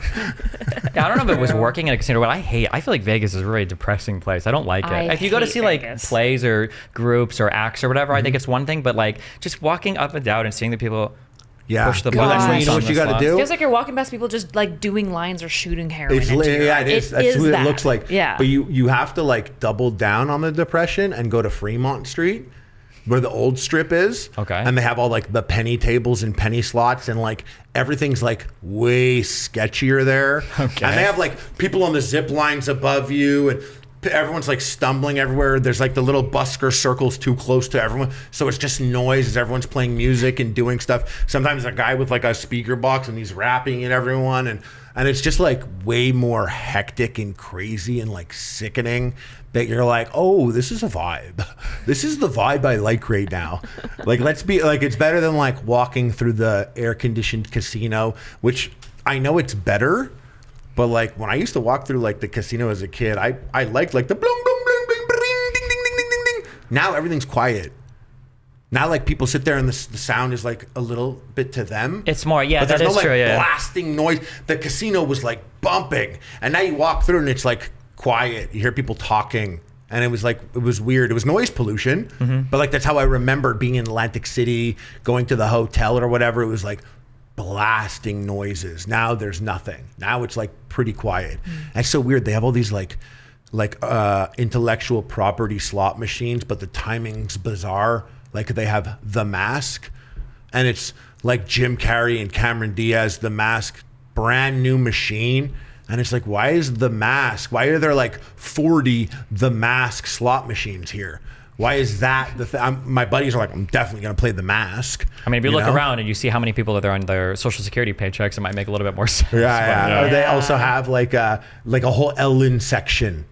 and it's all these Ellen slot machines. Do they have to like pay Ellen for Yeah. those rights Absolutely, to some their AP. face? So Ellen has agreed to like be on IP. Yeah. Okay. Yeah. Interesting. It is. It's just weird. It's like the casinos are crazy. I'm happy. It's a scary addiction. It's a scary addiction. I always think about it. I'm just like, man, I'm glad that's not me. Like, I'm glad, I'm glad my addiction is telling people that they can't tell me what to do. You know what I'm talking about. Yeah. 3-step tap. Cool. What do you want to do for future stuff? Do you have like other plans for the future? Do you just you're just kind of like doing what you do now, see how it goes? Well, I do epic mealtime when I'm inspired or amused, or if a branded opportunity comes across, I'll do one. I used to do it every Tuesday for like 12 years, so that's not what it is now. I podcast weekly, and that's funny. I went into the elevator, and there was like this younger black kid came in the elevator. The color of his skin is important.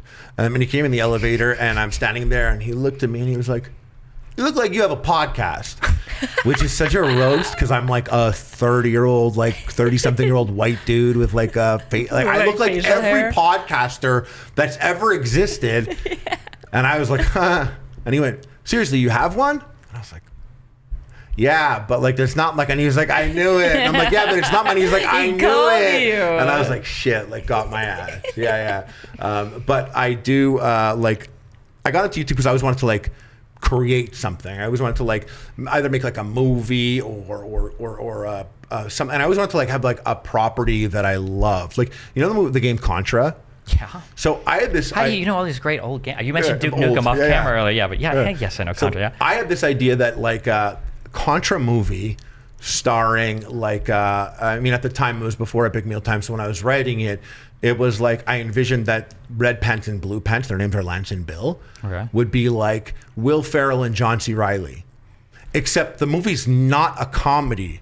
It's a dead serious action movie, and they're like, we brought in the best soldiers, and it's like Will Ferrell and John C. Reilly doing pull-ups and bench presses, but it's an action movie, and everything is action. All the beats, there's nothing funny, but everything would in the end be so hilarious as it takes itself so seriously. And I have this whole idea for it. Like when Tropic Thunder came out, I wanted to see Tropic Thunder. I wanted to see the movie that they were making. Yeah. I love how it was funny and all the way it was, but I wanted to see Robert Downey Jr. blackface as that role for an entire movie with Jack Black playing that role. And there's that movie, and it's this dead serious Vietnam movie, but it's the guy like running and getting shot 400 times and he's still working his way through the field. Yeah. And just like the characters they were playing, and I thought it would have been good, and it was still a funny movie. But the initial marketing was kind of like it would be Tropic Thunder. So I thought that's what it would be, but it's always seemed like something fun to me. Growing up, I love Power Rangers, Ninja Turtles. Both those properties have been like, essentially obliterated at this point, but I've always wanted to take something and do it. Like I thought like a horror movie with The Undertaker would be an incredible concept or something like that. But I always wanted to do that. And now in recent years, I'm like, oh shit, it's not as clear as it used to be. Because I used to be like, yeah, it'd be sick to have a movie, it's going to be in the theaters and everything. And now it's like, wait, hold up. You sure you don't want it on Netflix? And now it's like, well, wait, now it's an entirely different thing. Yeah. Like what it is. And, like, does it just go on Netflix and disappear? Or like, God willing, you're in the top 10 that week in the USA. And it's like something that could be, Squid Game could be far greater in the end than any huge release movie because the amount of eyeballs on it. And then the whole streaming space is all different. And now Hollywood takes movies, they spend the money on movies, they have it all spent, and they're like, we make more money burning this now rather than releasing it. Yeah. So the whole industry is weird that I'm sitting here and I'm like, what is the future? We had a guy on a few, maybe a couple months ago at this point, R.A. the Rugged Man. Yeah. Do you know? Huge fan, I watched it. Yeah, I know him. Yeah, and he's making a movie now too, I think, because that's his like... Yeah, he's made one, I think, already, and he's making another. I think he posts them on YouTube and stuff and kind of like crowdsources. He used to have the craziest rap lyrics. I don't know if you guys ended up listening to any of his rap lyrics, but he had like one line I remember listening to my mom taking the CD out, but he was like, pregnant bitch, you get kicked in the belly. And my mom was like, what the f***? And like took the CD out and threw it. Jesus. Yeah, like she threw it out. And I remember being like, the rest of the verse is pretty fire. Like, yeah, I don't know why. Have you thought about like doing like a GoFundMe or Indiegogo or anything to try to raise money to do like a movie thing like that? Or it's funny because early on, back in the day, when it came out, I was like, oh, I can't sell a shirt that says YouTube money and then be like, hey guys, I have this project I want to do. I need you to give me the money. So like there was like this idea of like, oh, that would be shameful. But then again, I also have like a cameo now, and people get like cameos. And I know some YouTubers that are like, a cameo, that's shameful, you know? So I'm just like, I could cut corners phenomenally. I know what it is to produce something, and I know what it is to like, you know, maximize a budget. So whatever it is that I've ever approached, like I don't have this idea that I would make a Contra movie, because I'm like, I know that's out of my realm, but I do have a horror concept that I've written, and I'm like, oh, I could produce this. I could produce this for under 6 figures, 100%. And I know I could do that. And I know I'm lucky that I can call people up and I'm like, you want to be a part of something? And that might be interesting to them, for them to commit sweat equity to this project. So there's that exists. And, but I'm sitting here and I'm like, oh, I wonder. And this is the most, not confused, maybe let's just use the word confused. The most confused I've been about the future, because for the last 2 years, I'm like, I did the boxing match. Yeah. And then I had that boxing match ended. And then I remembered I went out and partied a couple times, and I was like, just like really like at home, like tripping on ketamine after a great night. And I was like on my couch, and iDubbbz was like, Johnny Nitro wants to box you. And I was like, oh, I'm a 9,000-year-old space baby from an alternate dimension, and so is he. We should be these little pieces of dust in this microcosm of time, and I should take this opportunity, because what else am I going to do? I'm obviously on too much ketamine right now, and I'll do that next week. So I had that goal, and then I went, and then that boxing match ended. And then I've been like, okay, what do I want to do? What do I want to do? And so I'm in this holding position of like, I stream because I love gaming. So no matter what, I just love gaming. So I just go live because I'm going to game anyways. And when I'm inspired, I do a video. Like, you know, I was like, oh, I'm going to go to this top 5 sketchiest McDonald's in Toronto at 3 a.m. and order a McChicken. And I do that video, and that's fun. The views are all right. I'm like, yeah, that's fun.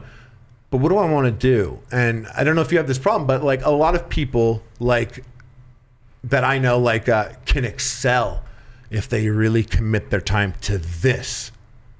Is that what you want to commit your time to? Do you want to commit all your time to making this the best thing? You want to make a movie and only worry about this project for the next 12 months, you know? But like maybe it's my ADD. I'm like, shh, I want to do too much. Like I want to do too many things. So I haven't zeroed in on a particular thing right now.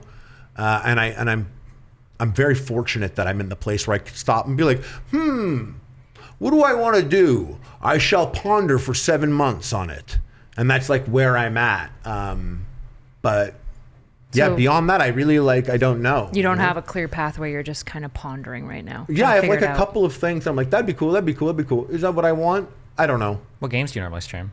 I love, I always play like the new shit. I played a lot of Helldivers. Okay. I played, before I came here, I was playing quite a bit of Body Cam. You know that one? It's like that police camera. Is it the ultra realistic looking one? Super realistic That one? From that popular video, it's not that game, but it looks exactly like that. Okay. This was 2 kids from France, saw that same trailer. Yeah. They're like, that's cool, let's make it. And they made it quickly. And it is kind of fun, and it's different, and I play that, and I love the auto shooters. What's an auto shooter? Vampire Survivor. Like where you move around and it automatically shoots. So I have an extensive, like even like just like the amount of things I've done, I have an auto shooter concept, like, and I don't know how to make games, so I wrote the instruction booklet because I'm like, I know how it is supposed to be played. Someone who makes games can look at that and be like, oh, you're an idiot. That's not it.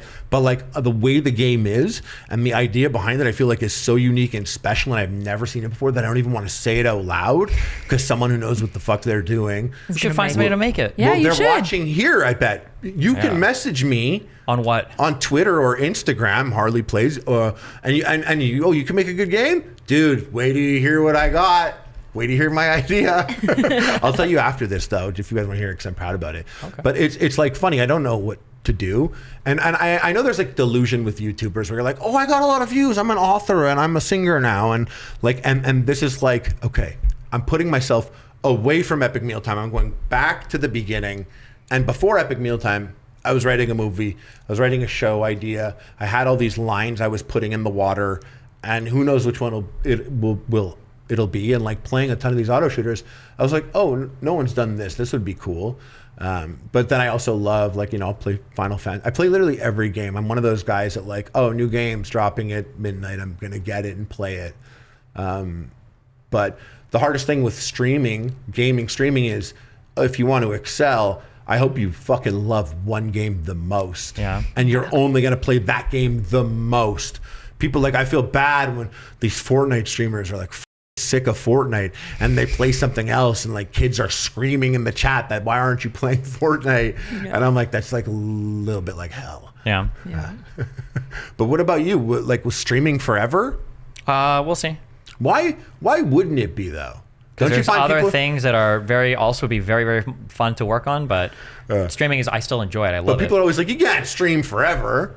Well, people say that, but I mean, it was probably similar to you. I remember playing StarCraft in 2010, 2011, and we used to make fun of this pro StarCraft 2 player. Was it? No, I'm so sorry. Brood War player, Savior, because he was 30 years old.